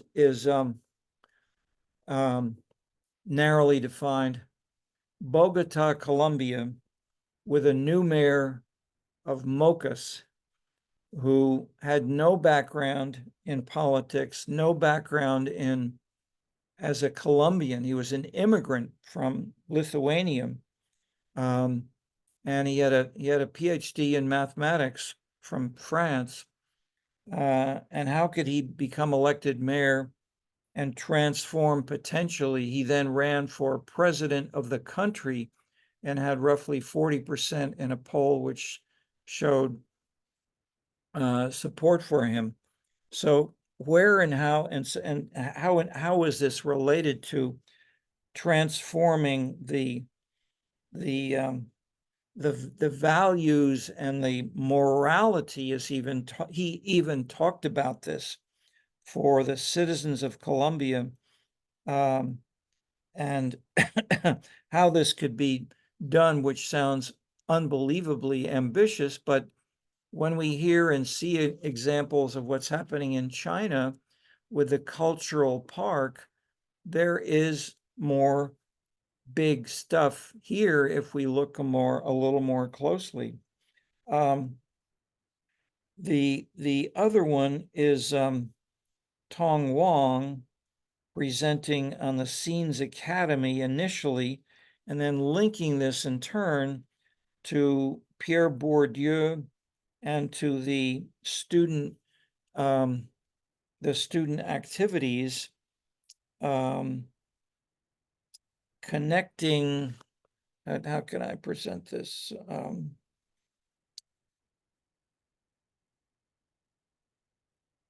It was a broad-ranging discussion that was sparked sparked by the idea of a scene within China and where this had come to China and why it has taken off so dramatically in just the last 5 years, and what are the changes within Chinese society that we can understand and then begin to articulate these in the ways that we can in turn think about and respond to these with current and future. One, the general concept of scenes, and more specific process of buzz. And so buzz in that sense can bring in things like fandom, building a fandom, or mobilizing charisma if you are a would-be president of the country, as Mokus ended up being. And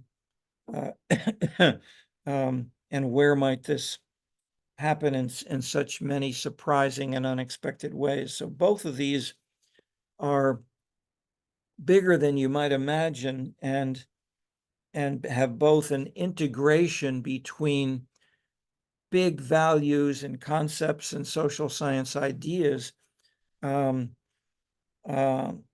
but they connect with what we're doing right here on this campus now at the USC.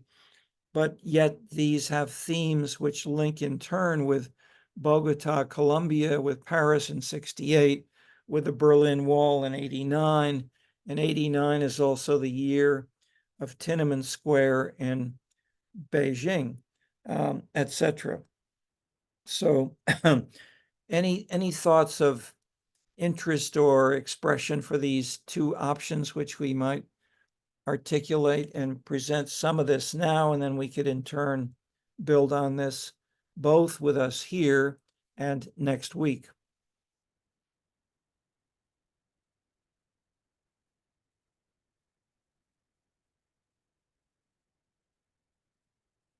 Okay, my suggestion then is, why don't we have a little bit of at least the beginnings of Bogota, and where and how this might spark.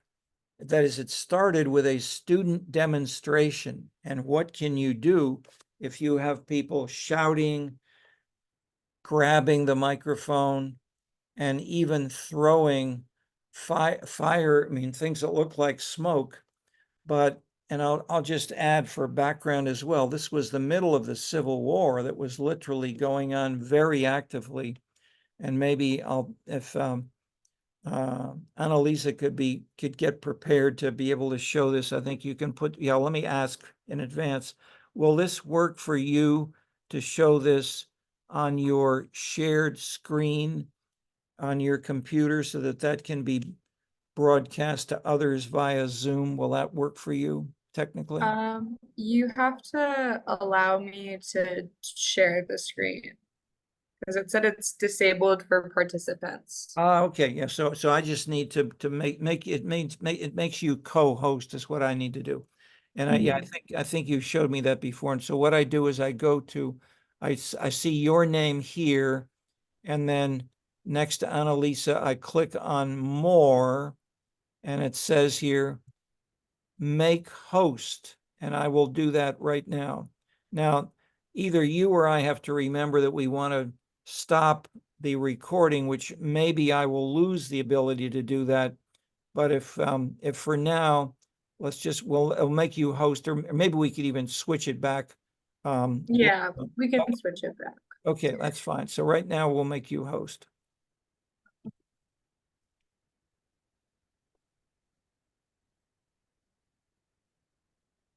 What is the video called?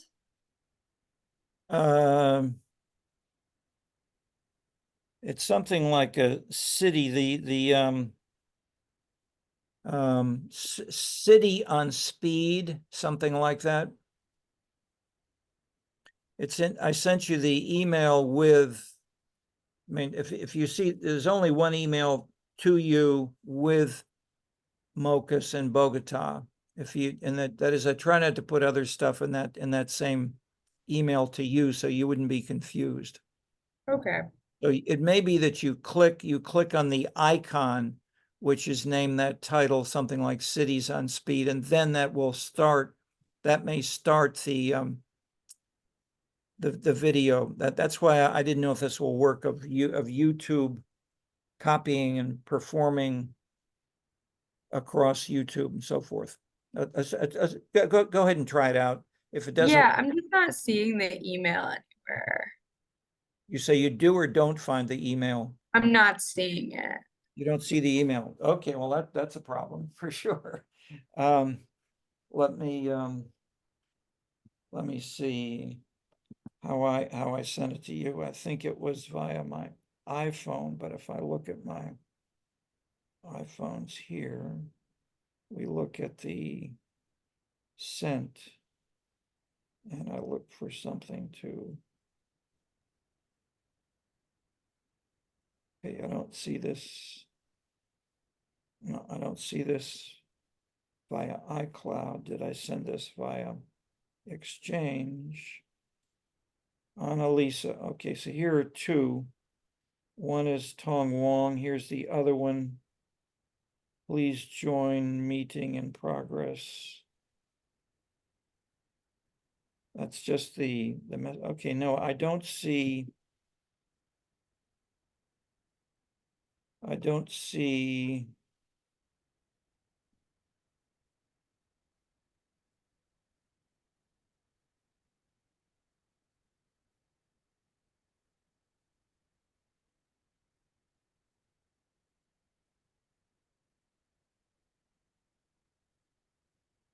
okay, so then what's the easiest way to resend this? I'm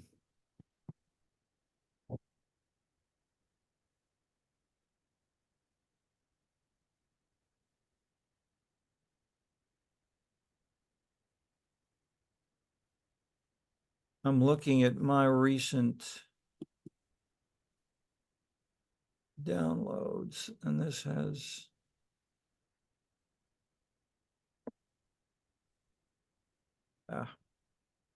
okay, I hate to waste time on this kind of stuff. We could also show it. We could also just get it ready and show it next class if that's easier.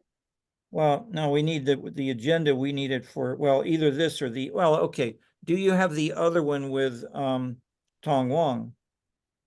I have the Tongwang email. Let's see. Yeah, here it is. Yeah. I sent it to you at 2:25. Yeah. Okay, So why that's don't we do this instead of wasting time to look for the other? okay. So that's this May 1st Teens Academy in China Elazar, that video. It's the only email address you need is called YouTube in the middle of the email to you, which the Yeah, title. I was just making sure that that's the video you want to play because it's an hour and a half. Yes, but we're not going to do the whole thing. We're only going to do right from the beginning. So Okay.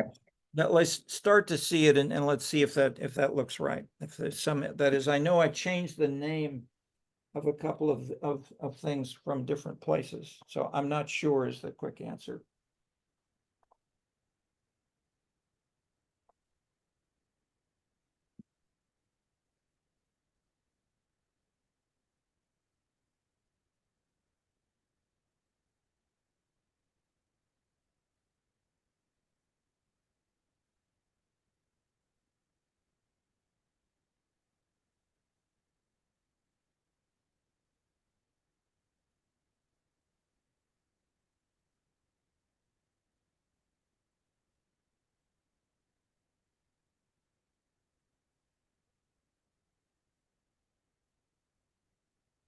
Hong Wong was a, a MAPS student here at the University of Chicago.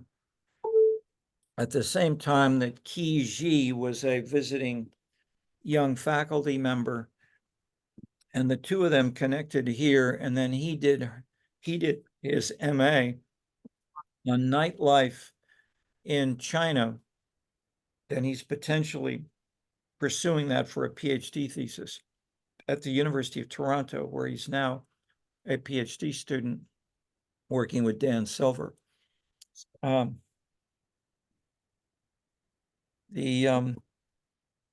Annalisa, go ahead and go ahead. I'm just talking until you've got Yeah, I'm just trying to figure out how to. That's fine. figure this. Okay. So I'm filling in then with framing. Okay, can you see the screen? Yes. Okay. Especially further away. All from China. It's a long wall. Yeah, the sound is bad. I remember we've had this problem before. We've got to have you and yeah, Annalisa, can you stop it for a second? Mm-hmm. That you have to choose what audio to use.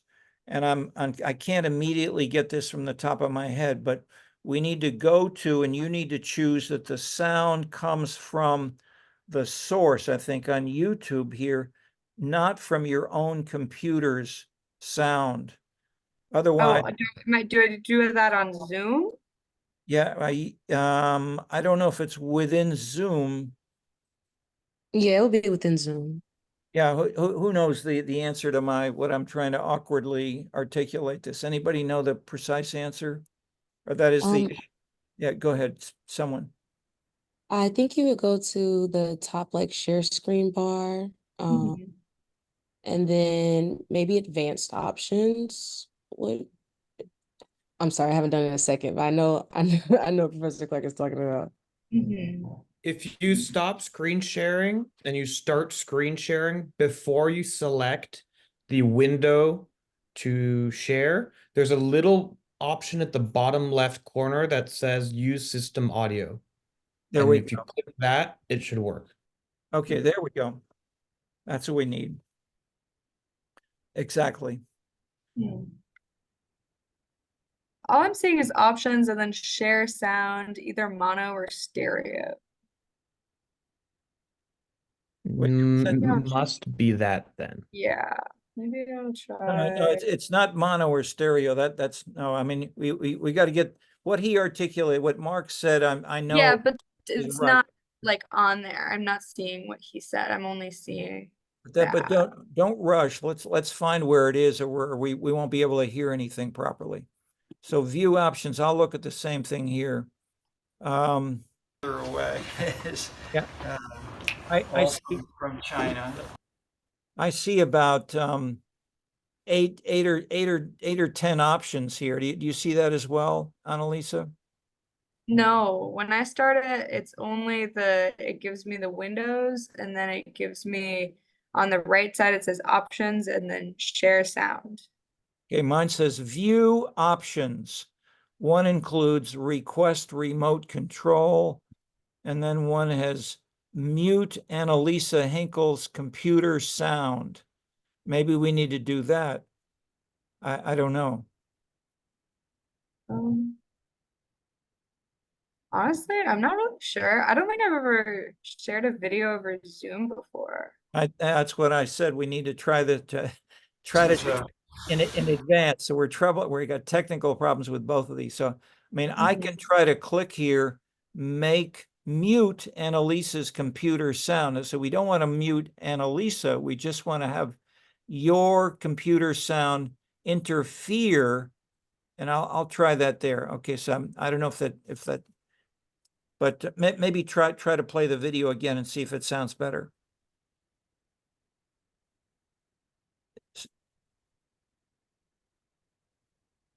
Okay, now we have no sound. Can you speak, Annalisa, or not? Yeah. Yeah, okay, so we do hear you, but we get no sound at all. We could hear the video, actually. I could hear it at least. I say you hear the bit, see, I hear zero. Oh, what are we doing wrong here? I think the mute, like just muted it for you, maybe. Mute is for whom? You just said that you clicked like mute her screen, so maybe it just muted it for you, but I could hear it too. Okay, so you hear it. So let me turn this off for mute if that's only for me. I mean let's see if we have good sound. Maybe try it now. Separately, but Tong Wang was here for just a year. Yeah. Did a master's degree in the MAPS program. That seems pretty good. Nightlife and scenes in China, and he's now then he spent 2 years in Beijing coordinating the Scenes Academy, and it started out as people like this in a table, and in December it had 1.4 million, so you see what he can do. So he'll tell you a little bit about how that happened. Yeah, sure. Maybe that's the best way to introduce. Yes, thank you. Yes. Okay. So please taste him. When we can have discussion. We'll see where and how this goes, but let's keep a discussion mode, an informality, and not just make it a fixed something that's done. But this is very much in progress. It's changing, and he's been active. I'll let you tell him about tell you about what he did. And get a sense, and I guess I'm just suggesting, given this kind of informality and the flexibility and the self-expression that you yourself brought to this, along with the 3 other organizers. I mean, it was Dan Silver and myself, but the people who led were not the 2 of us. The 3 were 3 Chinese young scholars who'd all been in Chicago, and they then, with the inspiration of Qi, of the idea of the French salon, she called it initially a salon, and they still use that term for the monthly meetings, but then there's an annual meeting called the summit. But where this fits together is what, you'll see some interesting things. So let's, Okay. Go ahead. Thanks, Professor. Yeah, so hi, everybody. Pleasure to be here. I'm Tong Wang. I'm doing my PhD at the University of Toronto in the Department of Sociology. Did my MA here with Professor Clark, and went home to China for 2 years building a academic work called Scenes Academy in China. So today I'm just going to give you a short overview of recent scenes work in China and related projects that I participated in. So here's the outline. So we'll first discuss some introductory stuff about the scenes as part of a new Chicago school tradition on a book project that we're working on. Then I'll introduce the dramatic expansion of scenes research in China. Then I'll talk some more about scenes policies and urban development in China, and end with an overview of activities and contributions of the Scenes China Academy. Okay, so the new Chicago School and scenes. So I guess I'll just give a quick introduction of theory of scenes. I'm not sure if you've read it in the syllabus yet, but it was initially developed by Tara Nicholas Clark and Daniel Aaron Silver as part of a new Chicago School of Urban Research. So it is situated in the general background in the post-industrial city, the post-industrial society, where culture, arts, and aesthetics have become increasingly important in urban life. And the idea of a scene is generally defined as a symbolic, meaningful space of cultural consumption. It is a combination of several elements: the neighborhood, the shops, establishments, amenities, the people there, the values, and the activities that goes on in the place. And it is essentially the aesthetic and cultural feel of a place that brings people together and drives certain urban dynamics and processes. And here you see the Scenescapes, the 2016 book. It demonstrates that in the US context, we understand that scenes are redefining the modes of urban development, economic development, residential patterns, as well as political activism and public policy. So I'm sure most of you are familiar with the idea of the Chicago School, or the old Chicago School of Urban Research, especially the seminal work of Park and Burgess, the city. So the concept of the new Chicago School, that was first introduced by Terry Clark. In 2008, he published Program for a New Chicago School Research Project in the Journal of Urban Geography. And this was later evolved into scenes theory. In 2018, he published this key recent progress of scenes research with Carrie Wu and others in the Journal of Urban Studies. So in contrast to the old Chicago School tradition, the new Chicago School is more of a offers a more flexible scale of analysis of scenes than the more community, neighborhood-based urban studies of Park and Burgess with the old Chicago School. So in terms of the analytic approach, the new Chicago School adopts a more explicit, comprehensive, cultural-oriented, and integrated approach as opposed to the original human ecology approach. Oh. I'm just pointing to Carrie Wu, is the first author. He was here for a couple of years, and he, at the beginning, he could not get a visa. So I think more than 2 years, he was in Beijing. He did a BA, and then he was working on an MA at Renmin University. It's a leading and policy-oriented national government university. He then said he'd like to participate in some of the scenes meetings that we were holding. I said, "How did you know about this?" I mean, he wasn't here. All this came from Beijing. Yeah. And I said, so we had things that like Skype and so forth, and he said, "Well, Beijing is changing." And I said, well, give me some examples of how big Beijing is changing with new things. And his first example was, what do you think he mentioned? Or might have mentioned? People are walking their dogs together and arguing about whether or not they should be permitted to clean up after them, or whether the police or the sanitation department or someone else should shepherd them to do this. Okay, consumption, lifestyle, nothing about Mao or so he and at this point, this was before we even had the concept of scene. That is, we talked about social issues and lifestyle things as so he'd come across this, of seeing this in Beijing, reading about it and saying, I want to find out about the people doing this, and he came to us. He couldn't get a visa for at least 3 years or something like that. Wow. So he participated in our meetings.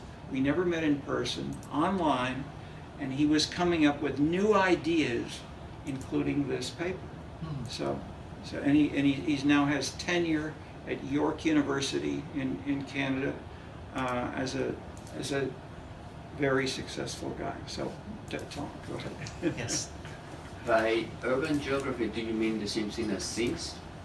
No, it's the name of a journal. The journal. Oh, yes. the journal. Okay. So based on these key ideas on the new Chicago School, I've worked on a book project with Professor Jun Wu, Dan Silver, and Terry Clark over the past few years, which is very close to fruition. We have a tentative cover here. So its key objectives, it's like a companion volume of Scenescapes, which was published in 2016. So its key objectives are 3. So to provide more of an academic context for the scenes ideas and scenes theory that is somewhat under-discussed in the original Scenescapes books, especially the tradition of scenes ideas in the traditional Chicago School sociology and urban studies. as well as the group of new Chicago schools scholars that have gathered around Professor Clark in 2000s, as well as the later innovations inheritance through scenes research in 2010s.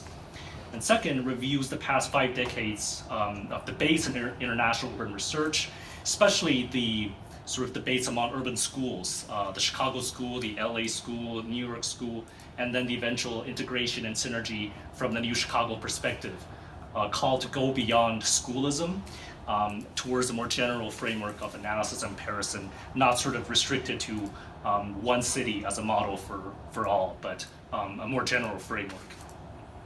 And third, it looks at the frontiers and future directions of international scenes research. Some of these include virtual scenes, international comparison of scenes, evolution of scenes ideas, and especially more innovations in China, which we'll touch on later. So, scenes research in China. Over the past decade or so, scenes research has experienced exponential growth in China. And this development can be partially attributed to the extraordinary urbanization, increasingly important role of innovation, culture and consumption, Professor mentioned in urban life. As you can see in the figure on the right here, the academic articles under the keyword scenes theory have grown so rapidly in China. More than 300 papers and theses published in over the last decade. And these publications span a wide range of fields, including sociology, urban studies, cultural industries, planning, management and governance, and the arts. And looking at the recent Chinese scenes literature, we find 4 major orientations. First, the scenes and urban development mechanisms, with the more representative studies of Wu Jun and others on amenity-driven urban development, community youth well-being scenes, and consumption scenes. And second, on scenes and urban planning or urban renewal.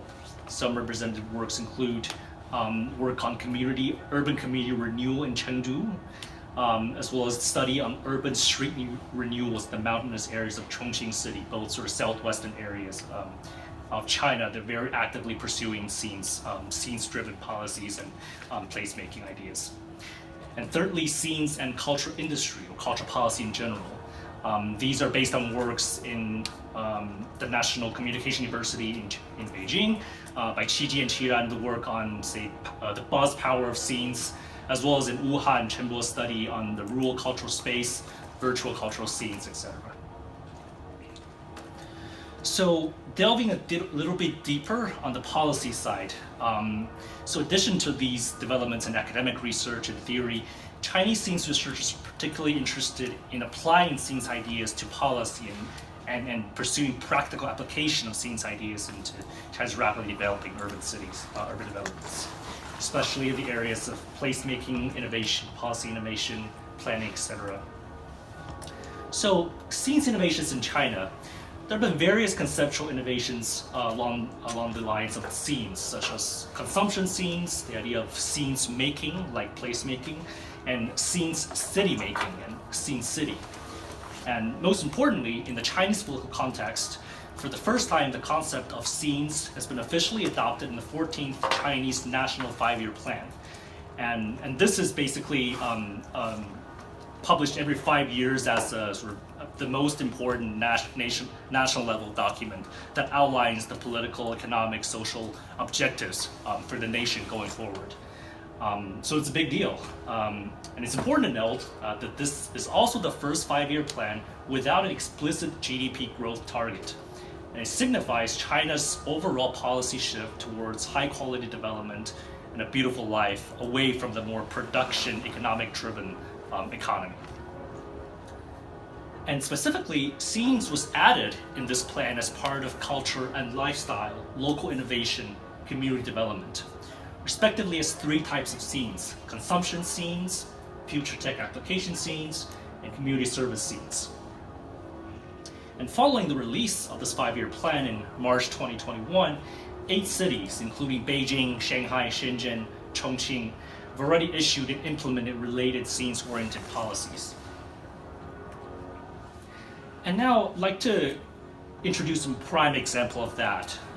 Scenes city making in the city of Chengdu. So this is the world's first scenes-oriented urban policy agenda in China. the southwest city of Chengdu. So it's well known for its Sichuan cuisine, its hot pot and giant pandas, but now also for its beautiful scenes. Giant pandas. See, Yes, the think of that. pandas, yeah. And from 2020 and 2022, we paid several visits to Chengdu to investigate these efforts, including fieldwork, interviews with local officials, seminars, and multiple municipal and district agencies. And since 2017, the city of Chengdu has begun to incorporate scenes ideas into its overall policy design and systematically apply the idea of scenes making to the city's production, consumption, and governance. So on a more micro level, scenes making seeks to stimulate the casual, comfortable quality of Chengdu's culture, called it 烟火气. It's like the local culture, the local lifestyle, everyday life. 巴士安逸 is like this idea of laid back, comfortable kind of style of life, and to transform these, I guess, cultural values into an actual concrete experience and incorporate it into urban spaces through the idea of scenes. And on a more macro level, it seeks to create a scenes system, the continuous creation of these different types of scenes across the city, and the superposition between the scenes to eventually realize a vision of a scenes city. So the details on the scene city making in Chengdu, some more case studies can be found in a new book just published last year on scene city making. Unfortunately, it's in Chinese. But the scenes exploration in Chengdu's top-level policy took several stages.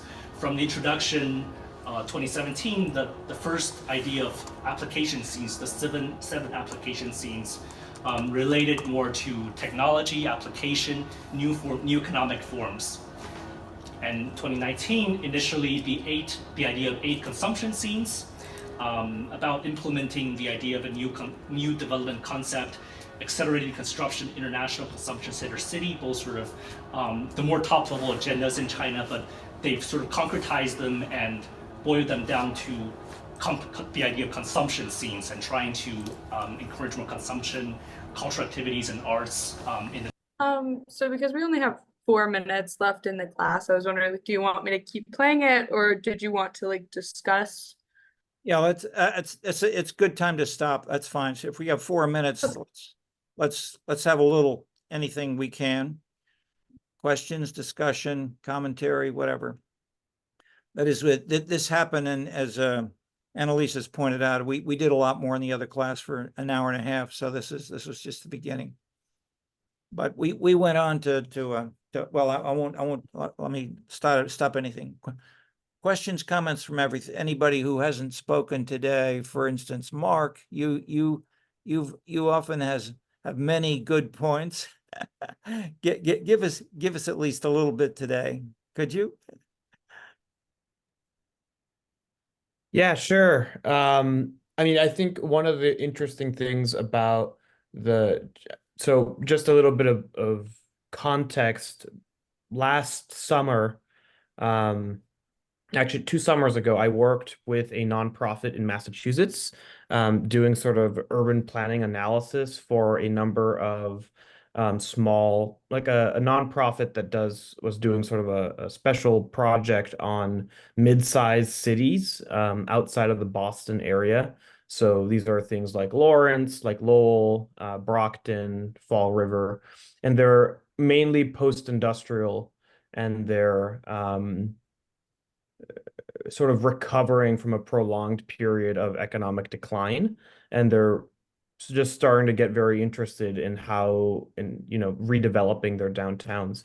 And listening to sort of the work being done in China, at least, is very interesting to think about how do these sort of mid-sized cities with a lot of historic culture, for example, Lawrence is right on the Merrimack River Valley, and it's filled with old mill buildings, factory buildings from the 1800s. And there is a lot of history there, but there's like no local history museums, or there's no local sort of like history tours. The art scenes there are pretty much dilapidated. And so it's very interesting to sort of think about, well, how do you, like, there is so much history there, and we have to bring it out so that, you know, the residents themselves even have an appreciation for the city they live in. But that's not happening. And I'm, you know, it's interesting to think that like even a lot of more mid-sized cities in the United States don't have their own like dedicated museums of history. I know Worcester has one in Central Mass, but a lot of the other cities don't really have their own, like they might have a historical commission, but at least that sort of the component of history as being something that can tie the element of culture to the element of location being particularly interesting for mobilization. But it seems like most of that artistic and historical work is concentrated in like New York, Boston, Chicago, these bigger mega cities. And I wonder how these smaller municipalities might be able to develop some of that. Great point. We can pursue it next week. Let me just add as a first direction, and a point in that direction is you're putting your finger right ahead at things like museums, or instead of the institutionalization that we heard of the Beatles, of having your personal record collection in between the Beatles up there and your own personal collection can be a museum. And that can be and the Chinese are building thousands of new museums right now. And I'll just mention, I've worked in the last 5 years plus on a Bronzeville culture and history museum, which we're exploring right now. So we've co-authored a draft of 30 pages of how to do this. And that's a stage we're in discussions with the aldermen right now. So indeed, these are great ideas that you've pointed to, which can say how, that is this basic research for all kinds of things, and highly policy oriented in the sense that it can change from one alderman to the next, which is where we are right now. So this indicates all these things are interesting.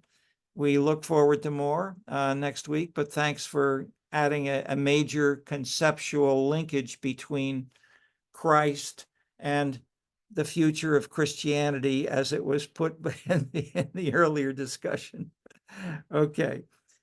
Thank you all. Now we're still deciding whether and how to use Zoom or not, or be more in person. But I'd say there's a good chance we may use Zoom, because we will then be able to connect with Carrie Wu, who will be in Toronto, and directly. But we'll see. Thanks for discussion now, and we will see you next week, and that will be our last week for the quarter. Lots of things I certainly have learned, and maybe others have too. See you next week. Thank you. Thank you all. Now Thank let's you. see. Yeah, so Annalisa, I should shift over maybe to make host. I made you the host. So you're the host. So when you end the meeting, you're gonna get the video recording is gonna go to your computer. Okay, that's great. When did you do that, just now or earlier? I did it earlier. I think you saw it. I saw you looking at the top of your screen. I did it earlier, so it should be completely good now. Okay, Because terrific. yeah. Okay, All right. so when the others, when they hang up, then I will then and Yeah. hang up as well, and expected to be here. Okay, terrific. Thank you All all. right. Awesome. Bye. See you next week.